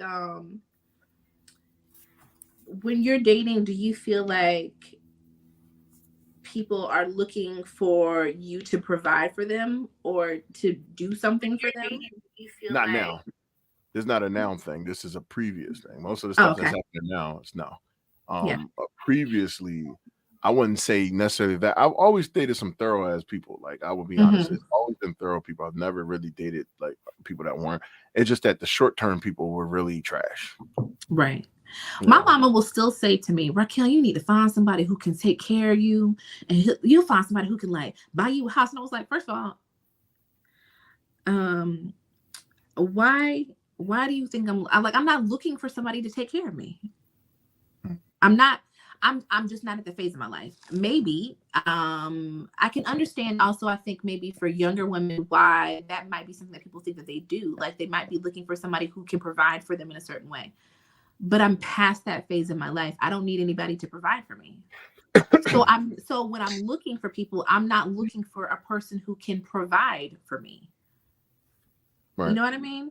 Right. I feel like that is something that you say maybe when you're younger and you are thinking, I want to have a family, and you're thinking, okay, I need a husband that can, if that's what you're looking for, a husband who's going to like take care of you and you're not looking to like work or do anything. Maybe that's what you're looking for. Because if you don't want to work and you want to like have children and whatever your family lifestyle, the way that it's set up and the way you have that envisioned, maybe that's what you're looking for then. But at 40, I'm past the point of like looking for somebody to take care of me and provide for me. So I'm past that point too. However, I do want to have someone who's financially stable enough to where if something was to happen and 100%. I can't work, then yes, he can provide for me too. Right. Yeah, True. but see, that's the thing. That's what we're talking about. We know that we want that type of person that is there for you and understanding. Y'all both have that understanding of how that works. We're talking about strictly just once you're with them, there's no communication. Their life just all of a sudden overhauls into something different. It's like, wait, Right. you I'm not now looking to be kept, person. is I guess what I'm trying Right. to say. And now you're sitting there like it's different, like coming home to a person sitting on the couch with their legs spread, like, damn, can you make me this chicken cheesesteak tonight? And it's like, bro, you've been sitting here the whole time. What are you doing? Like, get up and make it yourself. I mean, damn, do I have to? And it's like now you can tell you're dealing with somebody that just wants to, just live off of you at this point and not live, Right. not be a partner in a team. Like even if you're in the house, can't you just fucking can you cook an egg and cheese sandwich for both of us? Like when you make the egg and cheese sandwich, can you think about me while you doing it too? Like, just a little bit. Like think about me. Like don't make it easy, don't make it hard on us, especially if you the person that's going out and boatload and everything. I have a Right. 12-year-old. My 12-year-old waits for me to get her chicken nuggets and fries. Well, I gotta wait for this grown 30-something-year-old person for me to make them a chicken nuggets and fries. Like, no, it ain't gonna work that way. No. Is it even possible for somebody at this age to even expect to be kept? Like I can't nobody be my sugar daddy. They can be a sugar grandfather at this point. Yeah, they definitely shook you. They definitely shook your OG triple Somebody OG. had sent me a message on TikTok literally last week and it was like, "Are you looking for a sugar daddy?" I was like, "Man, I'm old, sir. I'm old. Like, what are you talking about? You're not. I am not. I can't be a sugar baby. You're just of the older millennials at this point. I'm too old to be anybody's sugar baby. Like what? You're a part of the older millennials. I'm like too that's old all for it is. that. It was hilarious to me because I was like, obviously you haven't picked up on my age yet, because sir, I don't think that's how that works. I think I've passed the threshold of looking for a sugar daddy. Yeah, they usually it's like the 20s versus somebody in their Right. 40s and 50s. Got to be like a 20-year difference between the two, Yeah. which is like wow, but it is what So it I'd is. have to have a sugar grandfather. But see, all right, so I got a fun question for y'all. Mhm. What was dating like in the 2000s, and then what was it like kind of heading towards now? Like, if you can remember, how was it for you? Because we remember we're talking millennial talk, so we have dated in the 2000s.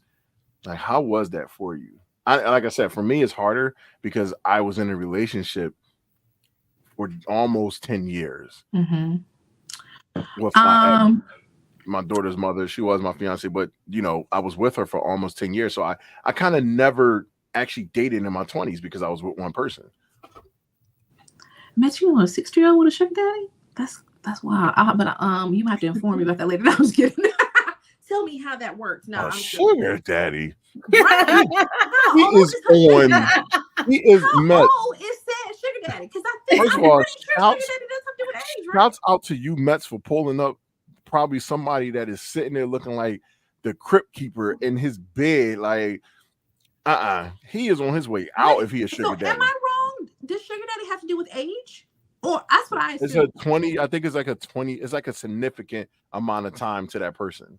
I didn't know there was a cutoff either. I thought, just the age difference. So it just be, I thought it was like an age. I thought in order to be an effective like sugar daddy, you would have to be somebody older than someone like that's that ain't no sugar daddy.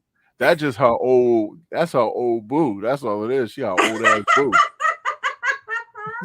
she got a little old dusty. So there's no age. Okay, so I assumed by what it meant by having a sugar daddy is that they would have to be older than you and they're like taking care of you. You know what I mean? Basically, it's a baby. It's a like, let's consider what a 20-year-old would be. Probably would not with a big girl job yet. Yeah, you don't have a big girl job yet. I've heard there's the term sugar baby, right? Meaning that you are someone. I'm gonna say this now. I'm witnessing this out of these Gen Zs. I will say this. These are got to be the most basic jobs, but they were living in these houses. Like, I knew this one girl. I'm like, you told me how much a rent and stuff is. And I'm like, you work at 7-Eleven and you paying $1,900 in rent? I was like, nah, I'm like, why would I? And then on top of that, and it's not to say it like this, but it threw me off because I'm like, she was younger. Then she's, I think at this point now, she should be about 26, 27. But at that time, she liked me. I think I was like 33. And she had to been like 21, 22. But she lived in like this high. I'm like, do your parents, they take care of you? I was like, nah, I do it by myself. And that's when I was like, young boy language, cap. I had to hit that Gen Z cap. I have never Because had that much finesse. I have never even known how to put myself in that kind of like. How y'all doing it? she was finessing something serious. I'm like, no, somebody is taking care of you at this point. If you get in 1900 and you work at 7-Eleven, no. Sugar Yeah, daddy my full of face was shit. like that the whole time. I'm like, nah, somebody taking care of you. You dropping it off every now and then they taking care of you. That just, I'm not saying that's 100% true, but you got to do what you got to do. Like, I ain't got nothing to do with me, but don't lie to me. That's all I'm saying. Like, don't make it seem like, oh, you just doing it yourself. Some people have, I've heard women say that they do it and they don't have to do anything. Like, they just provide the guy. Rub his back a little bit. You know what I mean? Like, look, you're doing your thing. There's no hate over here, but don't be acting like that ain't the reason, you know. Right. I'm just trying to figure out how that works. $2,000 a month and working at 7-Eleven. The math ain't mathing with that one. I'm sorry. It's just not. Right. It's just not. I'm sorry. So those Gen Zs, you know, they're young enough to get those sugar daddies. Mike, to answer your question about what is different, I think had I been dating in the 2000s, it probably would have been easier. I was in college, of course, during that time.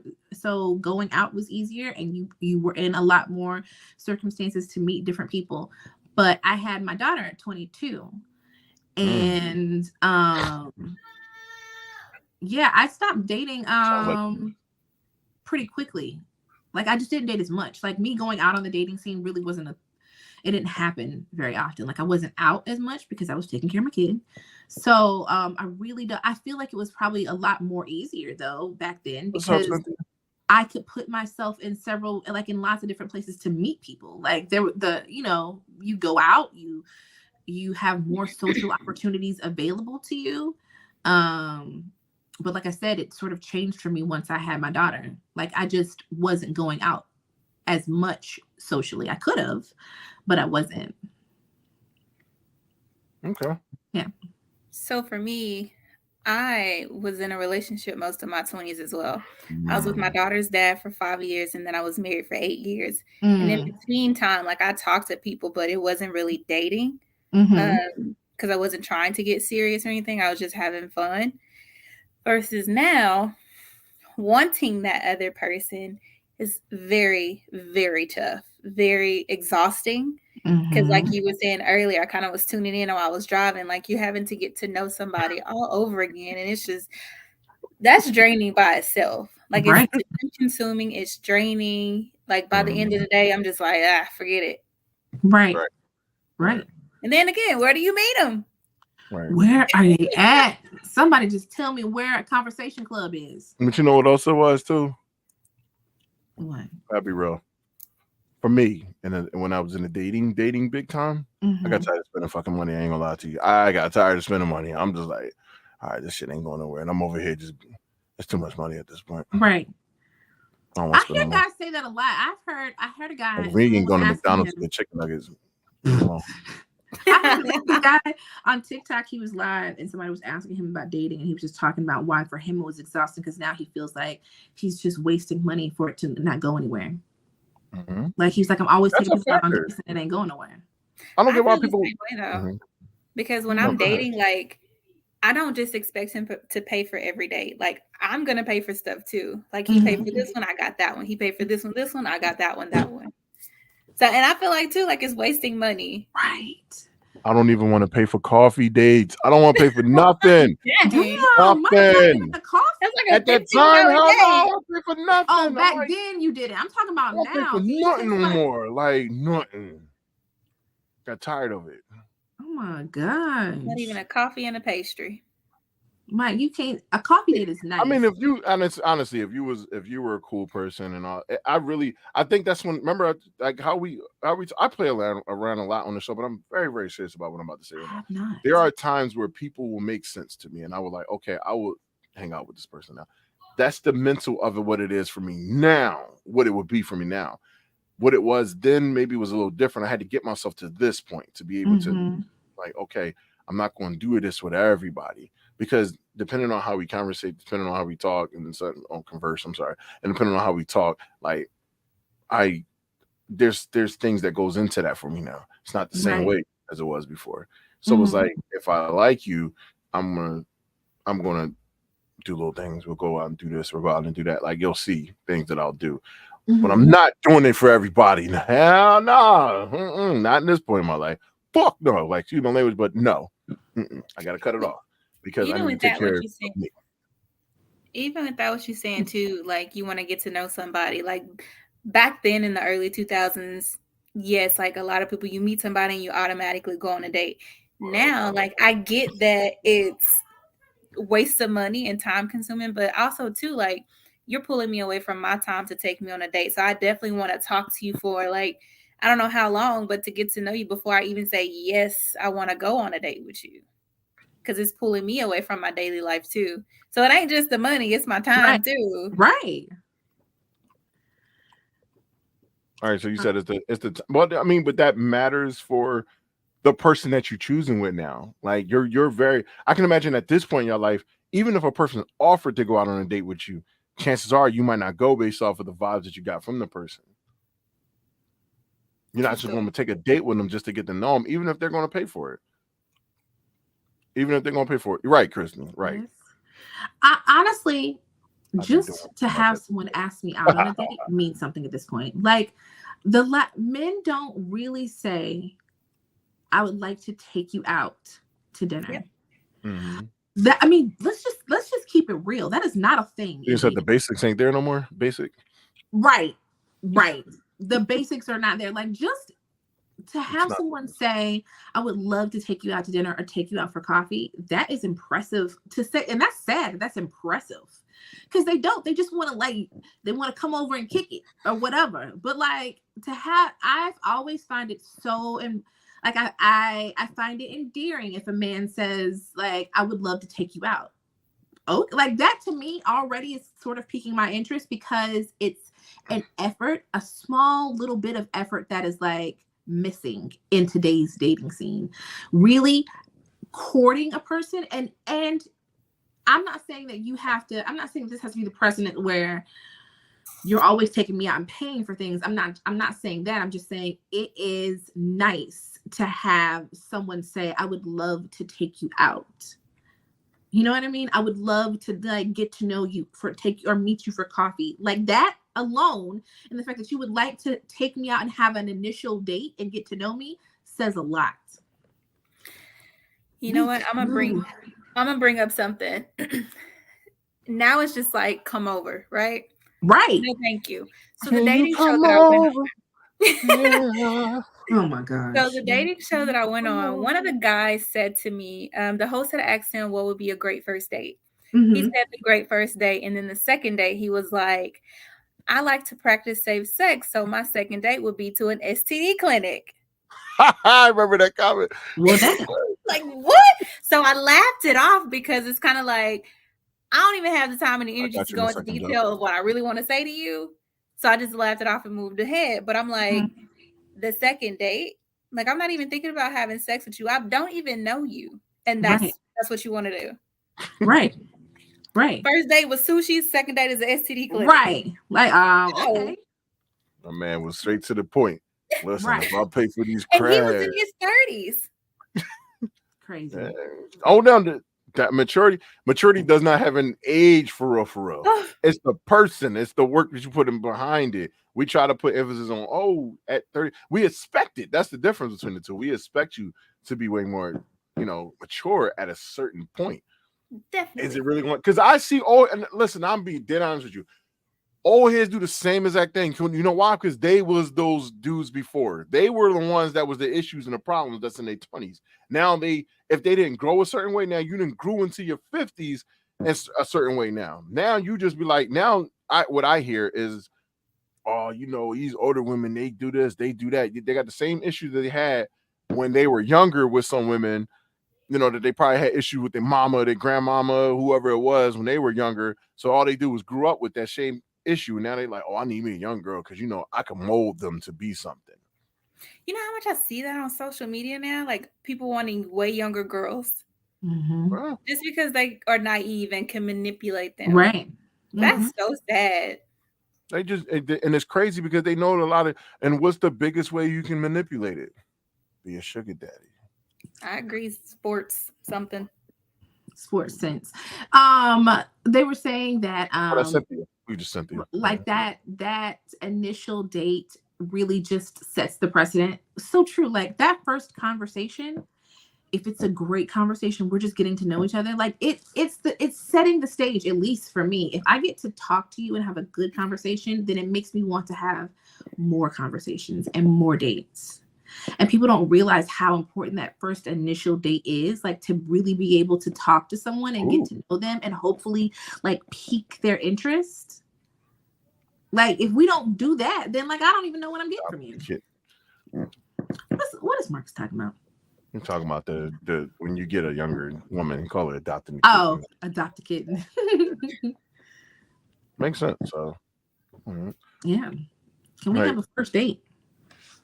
I think that's one of the most difficult things to do is actually to actually plan with some people nowadays, because one, everybody's so busy. I see that nowadays there are a lot more women that are in your position, basic, like where it's just like either you're kind of you can date, but at the same time you really focus on yourself. We really find that a lot happening nowadays. Right. A lot of women are quitting dating and quitting being with people, and they're just choosing to be by themselves at this point. But that's not, I'm not choosing to be alone. I'm not like I'm not. I think that you can do both. Like I'm not choosing to not date. I'm always going to be constantly working on myself, whether I'm dating or not. Like I'm constantly always going to be like focused on myself. I don't know where to date or how to meet people. So it's not, and it's also, I know you're probably saying that because I'm saying that I'm not actively looking for a husband, but that doesn't mean that I don't want to date or find somebody. I would love to be able to go out on dates and meet someone and have someone, like I would love to do that. It's actually making that happen. That's the thing. Like it's the difficulty in that process of finding someone who wants to go out on a date, on finding someone who wants to have a conversation, on finding people who are like-minded and who like want the same things that you want. Like it's so much harder now. It's so hard to do. So then so naturally your focus sort of shifts on how you approach it because it's so much more difficult for us now. Now, I have a question. Do you think millennials are the problem? Do I think what? Do you think us as millennials are the problem? Millennial Do I think men. we're the problem? Not necessarily. Millennial men. I mean, you got to think if you're looking for your person, you look for stuff, you either said it, they have to be older or around your age. And we're sitting at that space now. Like we can't blame the Gen Zs because we know they don't want to be with them. But at the end of the day, you're sitting in a space now where who's not taking you now? Is it a Gen Z or is it a Gen X or is it us? That's the problem. Go ahead, Sean. I think it's more of an upbringing. I think it's. That's what I mean by us as the problem. It could be us.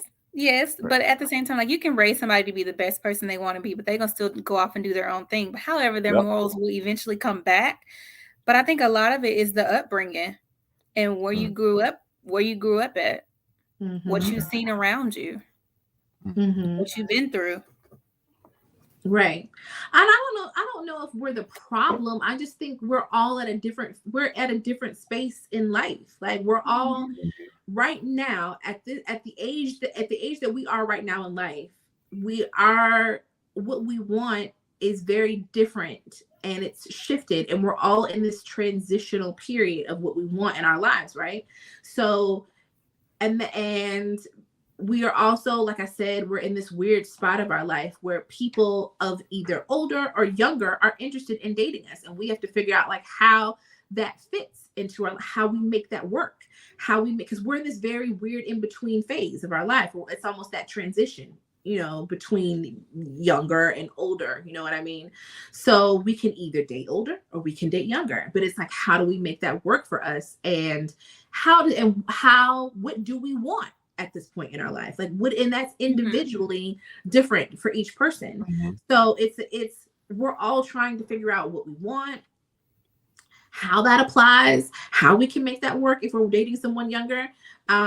And I don't know why it's hard to find someone within my age. I have not had someone, I don't want to say I haven't had someone hit. I've had people hit on me within my age range, but never actively pursue me within my age bracket. That's what I'm saying. What I mean by is, are we the problem? Is, are we not stepping up to the plate to date each other? Are we looking for older? Are we? No, I'm not saying we did. Yeah. No, I'm saying, but when it's not necessarily that is a you thing, but that's why I make it more or less like we, even if we take ourselves out of it, like how do we look at the overall landscape of how millennials move? Like you're saying, we got to figure out how we move, and are we dating older? Are we dating younger? But like, are we not dating each other? That's the part. Like, are we just looking for this? Right. Like, is there no this? Like, is there no in between part of it? Like, right. Because you know what maturity looks like, and you know sometimes you deal with somebody that's in the same age bracket as you, they might not be mature still. So are you really looking for an older person? Is a particular type of person? Like all that stuff plays a factor, like in how it looks for you, you know, like, and I guess because where you're at with yourself at that point, like what you know what you want in life and stuff like that. If a person is your age, you're thinking, okay, you need to be on the same exact line as me, and so in this way. Not everything, but just in this way, we need to be in the same line, like what Shai was saying about the financial stability. You know what I mean? But I can imagine at that point too, for her to be where she's at, she wants financial stability, she wants mental stability, she wants physical stability, emotional support, or emotional stability. You don't have to be necessarily just a support, because that's what we talked about last week, but just emotional enough that you pay attention to what's going on. Right. You know what I mean? You're able to meet me a certain way. You know, like, do you, like a lot of people religiously want a particular thing? A lot of people spiritually want a particular thing. Some people like, and nowadays more people walk away from religions more than anything. You know what I mean? And there's reasons why, but millennials are one of the biggest ones that are doing it. And Gen Z's just follow suit. You know what I mean? They do their own thing. They a different breed of their own. Like, but we're in this space now. Like, how do we define what it is for us? Because in my personal thing, it doesn't matter what nobody else say. We can talk about it, but this is just how I feel about millennials. We are very important in certain ways, because we're in between this and this right here. And we've seen this, and now we're seeing this. So like all this stuff that we experience, we're going through technology together. We've grown from the days of 94 computers and how they were slow to Napster to MySpace. Now we're sitting here at Instagram, and now we're at TikTok, and now we're just moving further and further to the AI universe. Now we're in the goggles and putting things on, and we've been through so much different things. Like at this point now, what do we do with ourselves when it comes to if we choose a date? Like, do we just look for this, or do we look for this? Because we always talk about the in between. I mean, we always talk about the older or the younger, but we never talk about how it looks like for us. Right. Because I feel like we have a certain expectation for us, or maybe a lot of us are tired of us. And don't want to date us. Cynthia made a good point. She was saying a lot of millennials are hyper focused on either getting to the money and microwave relationships, which is true. Like, I feel like I think that's half the battle with us. Like we're very focused on our own personal like growth.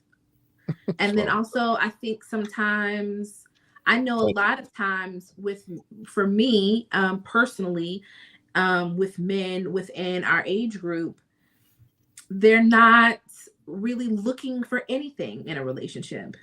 You know what I mean? They're not looking for anything for whatever reasons. Like, they're just not looking for it, whether it be, I've already been there, done that, and I don't want to be in another serious relationship, or they're just like dating around and they're comfortable in dating around. And I think that's why it's hard to date within our age bracket, because a lot of times, at least for me, the men that I meet, they're in that either one of those stages where they're not looking for anything, they're not trying to have anything serious, they want to date, but they're not trying to have, for whatever reasons.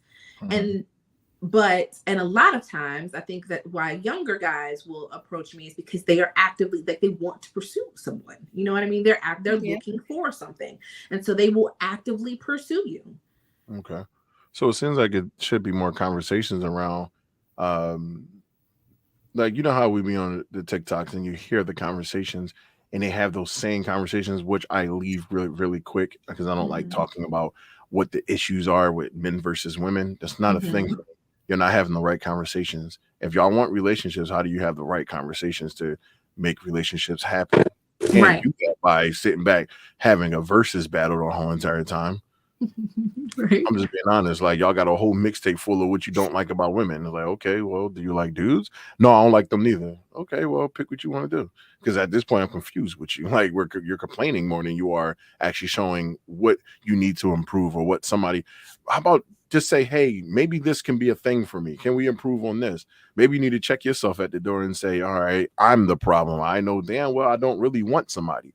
Right. So, why don't you just say that? Because there are women out here that don't want nobody neither. And then y'all can meet right there in the middle and have a whole fiesta. Like, that's how I look at it. Like, have fun. But I mean, you're sitting in a space now where people are playing those type of games mentally, where it's like you're not really honest about you and what you really want. Yeah. You don't have your checklist of things that you really, i.e. what we talked about earlier. There isn't a checklist of things that you actually want for yourself. I feel like those people should make a checklist. You should make a checklist because you don't know mentally what you want. So you move on every day and your mental change every day right with you. So what you wanted yesterday is not what you want today. But sometimes when you can see things sitting in front of you, it's easier to remind yourself, oh, okay, this is something that I needed to work on for me. I write stuff on my phone that literally reminds me throughout the day. I'm sorry, go ahead. I was going to say, your checklist, what you're saying, like going back to the conversation earlier about taking things off our list the older we get. For me, my list was really big. My checklist was really big. And the older I get, I realize a lot of those things on my list were my insecurities, or things that I haven't dealt with from childhood trauma, adult trauma, relationship traumas. And the more that I tune into God and pray and meditate and get closer to Him, all those things that are on my list are falling off because those things no longer serve me. It was more of me needing to let go of things. That makes sense. Yeah. That do. That's dope. So like you was able to recognize that about yourself. Not a lot of people can. But I got there. But you know what? The thing is you can tell what's being prepared for what your future looks like. As long as you are, everybody has a story to tell at the end of the day. Everybody has something that has to get them to this point. Rather you're privileged in life and nothing really had to go wrong in your life a certain way. You might experience some things, maybe a couple deaths in families, maybe this, that, but you never really experienced the pain of others. But then you got some people who've been through who've been dragged through the mud. And after getting dragged through the mud, they put them on some rocks and dragged them through that. And then some thumbtacks and then a little bit of fire. Like we had to deal with all of that. So our stories is a lot different. You know what I mean? When we get to this point, the story that you can tell now is I had these things going on for me here. This is where I'm at now. You know what I mean? Like in a way, we're all our own therapists. We are our own therapists because at the end of the day, yeah, we can go to talk to somebody, but you got to psych yourself into the game too. Right. You got to convince yourself that this is what you want. So if your checklist is sitting here, you have to convince yourself these things don't matter to me no more. When you look at a checklist a certain way, what are those called? Anxieties, triggers, all that other stuff. You see it and you can resonate with it. You can take yourself back. Like I witness a lot of people take themselves to their past all the time. And I'm like, shit, it's tough because you can't say nothing.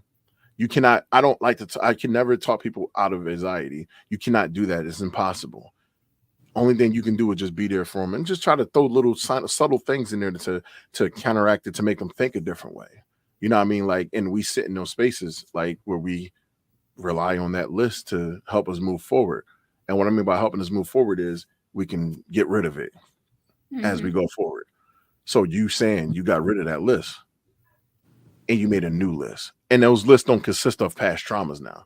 It consists of real goals that we want. Because you do have some instances where some people will have those goals that are like this fucking big that are not achievable.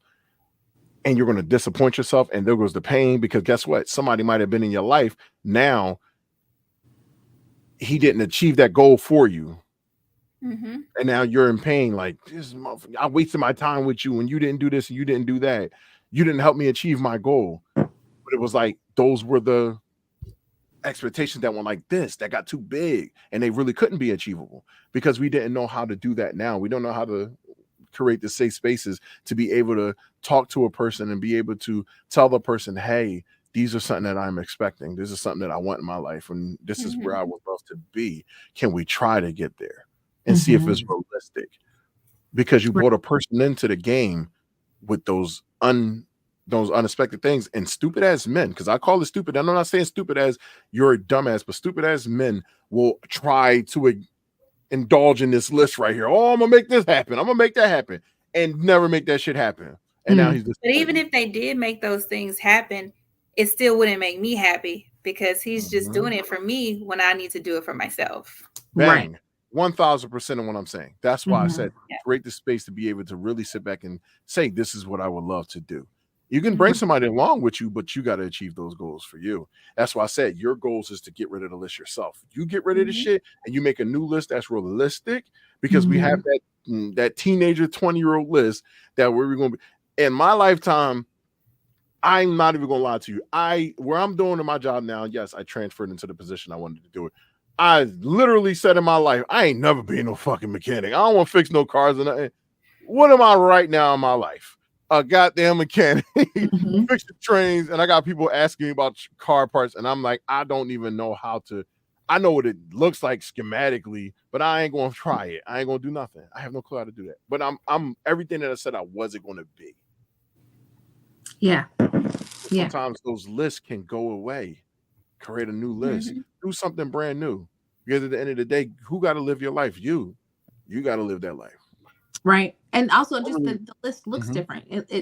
The list starts very tangible, specific, tangible things. And I think, at least for me, over time, not only is the list almost not really existent, but it's not, what's on the list is not a tangible thing necessarily. But it might be necessary. It might be like a theoretical thing, or like something that's more spiritual. Like the things that I'm looking for are not so specific. It's things like effort. It's things like intention. It's things like consistency. You know what I mean? They're not very specific pinpoint things like, I need him to make this much money. I need him to work here. I need him to do this for me specifically. But it's like, they're more of ideas of things that I appreciate and that matter to me. Consistency, being intentional, consideration, like those kinds of things. And knowing that sometimes those things look different. They're not always, they don't always look the same, but they all have value to me. But you know what's sad about that situation, Sha? I want to give you a chance to talk. But what's sad about that situation is you sit more in spaces where men don't want to do that. They feel like that's difficult. That is difficult for you to say, hey, I need these things, or whatever the case is. Some dudes really treat it like a chore. They really, really do. And it's like, this is the part that makes sense to me. Of course, go learn some shit. But it's like, how do you love your mother? How do you love the women in your family? Right? You love on them if you care about them. You love on them. That's what you got to do. The same thing with your lady in your life. Love on your lady in your life the same way you love on, the same way you feel about your mom. That's how it's supposed to be, in a way. You have to make your friends your family. You have to make people your family for you to be able to feel that. Because at the end of the day, yeah, you have a romantic relationship with this person, but you need to treat them like they're your family. You have to love on them a certain way. The same love, tender, and care that you got possibly as a kid. We're not talking to all people. The same things you possibly got as a kid is the same thing you can display too. You can display the same thing.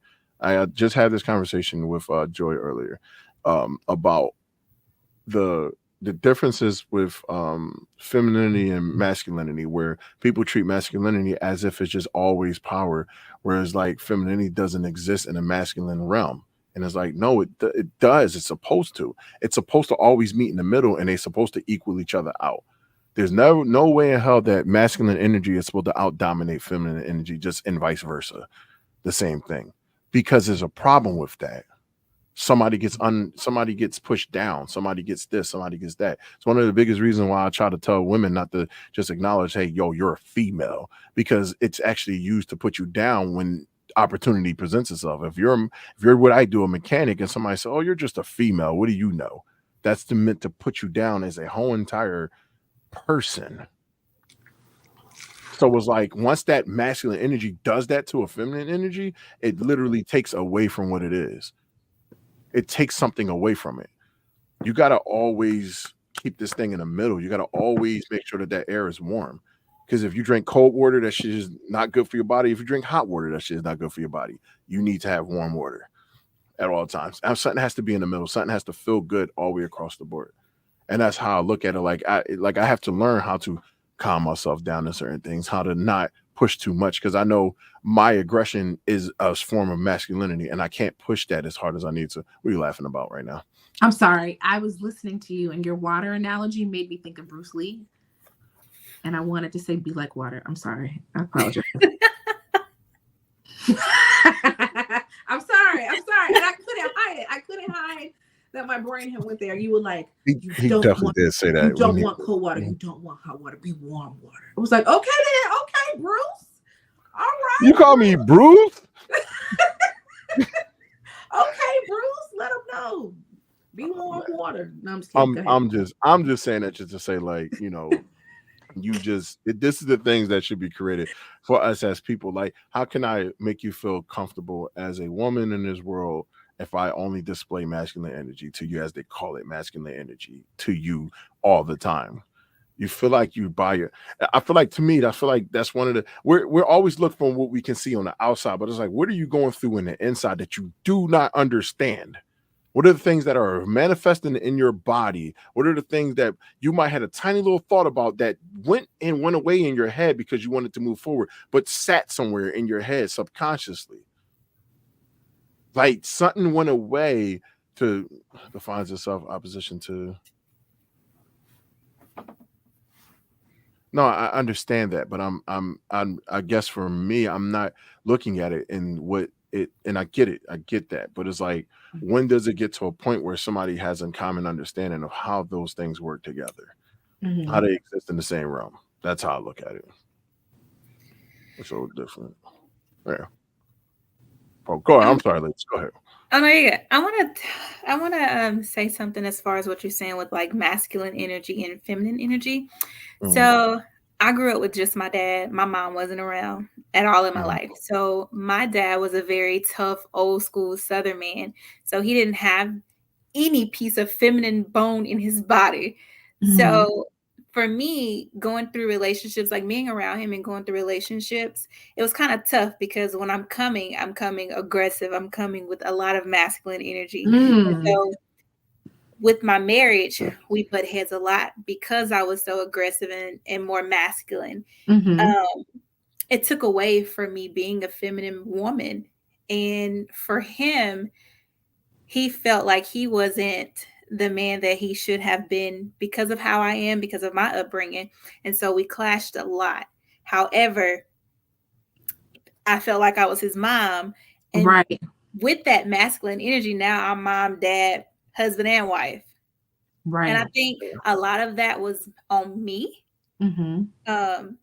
with that. So it's very hard to have that existence with two masculine energies or somebody being super aggressive and masculine. So now in my 30s, I'm learning how to not be as masculine and not be as aggressive. So now I am definitely walking in way more feminine energy than I ever have in my life. And now I can see, looking back, where I went wrong at not having the feminine energy that I should have had. Right. Do you think it was that he felt, for you, do you think that maybe he felt like that he was being emasculated because you were coming with a similar, like with a masculine energy, and it was like both of you had both strong energy or aggressive energy, and maybe he felt like, yes. But also too, his upbringing too, because he didn't have his dad, all he had was his mom, and he was a middle child. And I think a lot of that, I'm not being mean, but he was more babied, and I wasn't. And so with us being married and me already being very aggressive, I think that made him feel less masculine too. And and I think a lot of that was on me too. Yeah, I get that. I felt like I enabled him. And when I finally decided that I didn't want to enable him anymore or be that person anymore, that's when it really took a turn. Right. That makes sense, though. I get that. But now I don't want to live in none of that masculine energy. I just want all femininity over here. Right. Like they said, we want to be in our soft girl era. But yes, I just saw somebody said that earlier. But can I have someone who makes me want to be, like, makes me feel comfortable being in my soft girl? Take my cape off. The way you close your eyes, you're going to find that motherfucker. Don't worry. Oh, my. but no, listen, that's important. Like, we, especially women who are taking care of business and taking care of ourselves, and who take charge and who are always taking care of things, and are never, like, we don't depend on other people. We have to feel a certain amount of trust in a person and a partner to relinquish that kind of and to feel like I can just sit in this soft girl era and just and relax. And we have to feel like a certain amount of safety in it. You know what I mean? Mm-hmm. I have to feel like I can trust you. I have to know that it's okay for me to just let go and not want to always take charge and not always want to be like, I have to make the decisions, because I'm so used to it. That's my everyday job. And so if I'm very used to it, the only way that I'm going to be able to is you have to make me feel like I can just release and let go and then settle into that softness. Because outside of that, of course I know I can dominate it. I know I can dominate the relationship if I want. I know I can take care of this shit. Like, I know I can handle this. Mm-hmm. But I need you to make me feel like I can let go in order to sit in that softness and not always have to be so I'm gonna take care of stuff, and I'm gonna do this, and I got it. And I got it. Don't worry about it. I got it. I want to feel that way, but I need to trust you. Yep. I need to. I think my last relationship too. I think it got to a point to where I could trust him enough to do that, but it was just so what I was used to on holding on to. Nobody got me but me. Mm-hmm. Especially being a single mom, like I was holding on to like. I'm now in my 30s, like, ain't nobody gonna take care of me. Ain't nobody gonna take care of my kids. Like, I got me. Don't worry about me. Don't worry about me. Don't worry about me. To the point to where I actually pushed him away. At least that's how I feel. Yeah. Because I'm so aggressive. I'm so passionate about how I'm feeling to where I won't let my guard down. And now that I'm not letting my guard down and I am masculine, or not masculine, but aggressive, he don't want that. Right. Like, he wants that soft girl. And I think I could have trusted him to take my cape off and let my hair down and be that girl. But I was too stuck in that, no, I know you're not going to have me. And I think that was just me being scared. Right. And it took me losing that to realize that. Yeah. Yeah. So yeah, I get it. There's a lot to unpack. See? Oh yeah. What happens? But you live and you learn. You live and you grow. I think we should have a part 2 to this. I don't know. It don't have to be this week, of course, but I would love to do this again. Not necessarily just about millennials, but just about the experiences with this stuff overall. Like, maybe we could just dive in deeper to understanding how it is when we're actually in these the dating stages in the dating world, for us, and what it looks like, because it's crazy. Just individually, we all deal with different things. Women have dealt with some shit that just not fun that I hear. I think it'd be interesting to have like maybe a men and women's panel, like, or all women's. Oh yeah, that'd be dope. Well, no, because I feel like we need to have a perspective. I'm playing. Like, I'll just try to get you back. I'm trying to get my lick back. Ask the questions like, how can I make you feel safe? What can I do to make you feel like you can sit in that soft air? Like, what do you need from me? I feel like that's the kind of questions that need to be asked between men and women, so that we know what you need from us and you know what we need from you. Like, but also questions can be asked. Even with that, that's still something that each person has to deal with individually, because there's a reason why they can't allow somebody else to be there for them. Like, just for me, for instance, I felt like I could trust him to let my guard down But me personally, and what I've been through and what I've dealt with and what I'm thinking and how I'm feeling, that blocked me from actually allowing him to do that. Right. So I don't know if it can really be what can I do, Greedy. because it's something that I got to deal with, or what can Right. he do because it's something that I got to deal with. Right. So but that's I feel like one of the things that I know we always try to do here is talk about how that looks different for everybody. Like, it's not necessary, it won't always necessarily be what can they do. And that might be part of the question. Like, if they're asking, how do we make that happen for you? Sometimes they need to know that it's not about what you can do to make it happen for me. It's about how understanding that I might need to really be introspective and look at myself and figure out what that mental block is for me. And those are kind of like, that's the kind of conversations that I feel like people need to have to understand that maybe it's not necessarily, it looks different for different people. The most important part is trying to understand how that looks for your partner and having those kind of conversations and knowing that there are variations of what that looks like for different people. And understanding that it's not one answer. You know, it is not like copy and paste for all women and all men. We all have different needs and we all are approaching situations in very different ways due to our past or how we grow up or like the experiences that we had. So those situations look different for all of us. That's a fact. Absolutely. All right, so look, we are at the end of the show. We are about 5 minutes over, which is no problem at all. But see how it just goes by so fast, you didn't even realize it. I didn't. Just having conversations. Just having conversations. If people could do this every day, they'll be millionaires. But that's the goal for me in Basic. But listen, one thing I can say, shouts out to Basic. I always say it, but I always make sure to let you know, like, you are one of the best people I know. Like, you know, she is definitely one of the dopest people.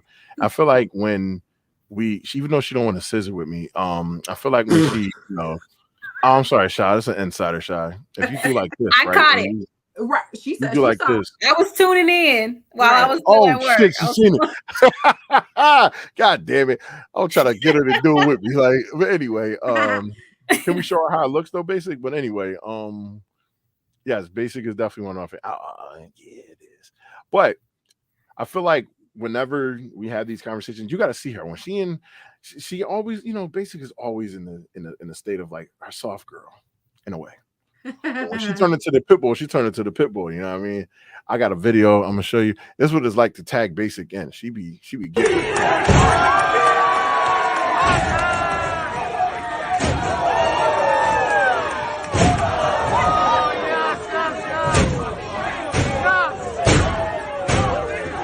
Oh my God! It's a bunny's got chopped.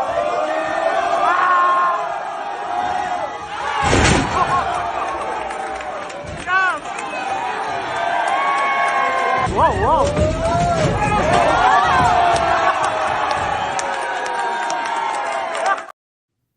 That's what it's like to tag Basic. A bunny rabbit is crazy. Yeah, it's so cute and fuffly and all that stuff, but it will attack. It will attack. So yes, fun times. Shy, if you want, just so that people can follow you, we have 11 people, so they can follow you on your Instagram if you want them to follow you there. What is the name of your Instagram? Can you spell it out? Because I'm going to type it as we go. The number 4, the love of _ Shy. The number 4, the love of _ Shy. For the love of Shy. For the love of Shy. Gotta get that money, man. Money, man. Okay. For the love of Shy. Oh my God. I'll be picking it up quick. I'm sorry. It is what it is. It'll take but 2 seconds, but that's her on That's Instagram. me. The Instagram. Make sure y'all follow her on there. She did. If y'all want to check it out, go look up Pop That Balloon, I think it was called, or whatever. And I think I don't remember what episode it was. So I reached out to a couple of people on there. She was the only one that got back. But yeah, you can see her. And then it's funny as hell because I don't think any of the guys popped the balloon. You was popping their stuff. Well, no, they did when they found out they were too young. Yeah, when they found out they were too young, they started popping it. When they found out they was too young. I think that was her thing. They found out it was too young. I'll be Thank you, watching a Stuart. couple of those things. Yeah. But yeah, this is definitely it was dope having it up. Look, you got to follow already. I know what I'm talking about. But I'll yeah. follow back. But hopefully she comes on again and do this when Yes, this is you're half our always all women's panel. Yeah, I mean, Let me know. hey, I'm leaving her hanging one day. I can't wait to be in the comments to sit back and be typing. you left me hanging. You did leave me hanging one day, remember, Mike? No. We ain't gonna talk When about you was asleep, Mike? Remember that? That was an You left me accident. hanging that Shit day. happens. You did. All right. Mm-hmm. Why we gotta talk about old stuff? Why we talk about that? I mean, so you want to be like that? Listen, shout out no, I ain't gonna do that to you, basically, because I was about to post the joint on the couch, but I ain't gonna do that to you right now. Oh my gosh. But one quick thing before we go, for all 12 people who are in here, if you guys have not already said anything, just to make sure that you like and share and subscribe if you have not already. Thank you guys for joining. But don't never feel too afraid to speak. We love to talk to y'all. Say something to us. Say hello. Please do. I love I'll say everybody. something Yeah, she said she'd come back. If she said she'd come back, you ain't got no choice but to come back now. This shit was dope. Obviously, so this joint was dope. Listen, I'm gonna play. I gotta plug myself because it is what it is. Anybody who has not listened to it, who has not enjoyed it, Shy, this is your first time listening to it. But I implore you, if you have Apple Music, Spotify, anywhere where you can listen to music, even if it's YouTube and you do the cheap thing and not pay for the YouTube thing, because I wouldn't either, because they cost too damn much. Go ahead and listen to that. Hey, Bennett, you already know, Met. I got it. That Met 69 is on deck. I got all the stuff, all the good stuff, but I got that good music that y'all want to go ahead and check out. We're going to listen to a little small preview of it, of that beautiful Mike Hennessy, Love Plus Sex Equal Magic. If you want to listen to it, it's all instrumental album. It is meant for lovemaking. It is meant for chilling. It is meant for thinking. It is meant for everything that you needed to be for you. I know what my goal was. What is yours? And that's a good way to plug it. You see that? Look at I that. like that. Look at that, Mike. Look at you. Oh, I get some snapping fingers. I'm proud of myself now that I get snapping fingers. But y'all definitely got to check this out. Too, it is a listen. See what I'm talking about? See, this is what I'm talking about. Cynthia know what it is. Thank you, sir. If you want, reach out to us. If you ever want to come on and have a conversation, you sat the whole entire time. You definitely contributed to the show. Right, we really do appreciate that. Yep. Make sure that you share it out to somebody. Just because it's over now, the show ain't never over. You can go ahead and send it to somebody and they can have experiences for the first time looking at this. Make sure that y'all liking it. Make sure that y'all sharing it out. Do whatever, let's get that name going. Let's people know who we got questions are, because we definitely got questions. It's always a fun time. Rather I'm talking, rather Bass talking, rather our guest comes on and talk. This first time, people being on here and they're enjoying themselves. That's all that matters. Because I did tell Shy, I said, hey, these are the things that we do. This is that. We definitely make sure that you're taken care of. We're not going to put you in a bad position. We're always going to respect and thank you, Cynthia. And I hope that we did exactly what we said. You did.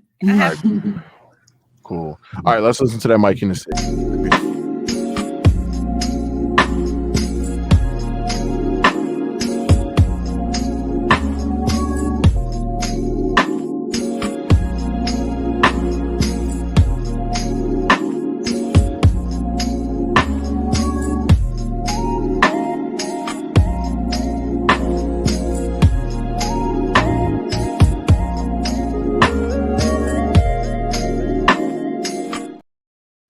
Yo, that shit is fire. Yo, I gotta go listen to that. I ain't listened to that song in a minute. Yeah, man, how does it sound, Shy? I like it. I was grooving. Let me go listen to my own stuff. Let me go listen to my own music.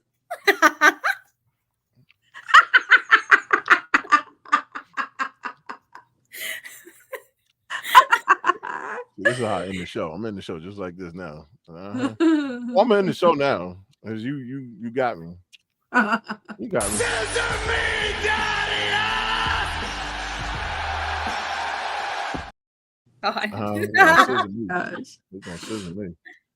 Oh my goodness. All right. Listen, everybody, thank y'all for watching once again. We will see y'all next week, next Monday, with a brand new topic, fun stuff. I like your shirt. This shirt Bay is fire. Go show that off. The Bay shirt. Brown and educated. Yeah. Hey, dental hygiene. Hey, you got your own personal line? No, it's Brown Girl RDH. It's from their line. Oh, okay, that's fire. We brown She's a girls dental represent up hygienist, in here. Making sure your breath is good. I need to get at that. I need to get at these dental people so they can go ahead and take. I want white teeth. I'm trying to put some big ass veneers in my mouth. So when What you mean? I'm Oh, playing. okay. Anyway, so Look, we both was like, what? we got Gucci Man smile. Oh, Okay. I can't stand up too much because I ain't trying to reveal too much. Make sure that y'all, we got some merch right here. We're gonna get it out to somebody. Somebody let me know what they needed. I'll go ahead and have it Yes. sent I over want to you. Oh shit, you ain't sending them. I want one. Yes. But make sure that y'all following us, liking, subscribing, all that stuff. But we out of here. So y'all take care. Y'all can say that once we quit out of here, y'all can still stay in here. But we're leaving the people. Bye, people. Bye, guys. Bye. Oh, she put the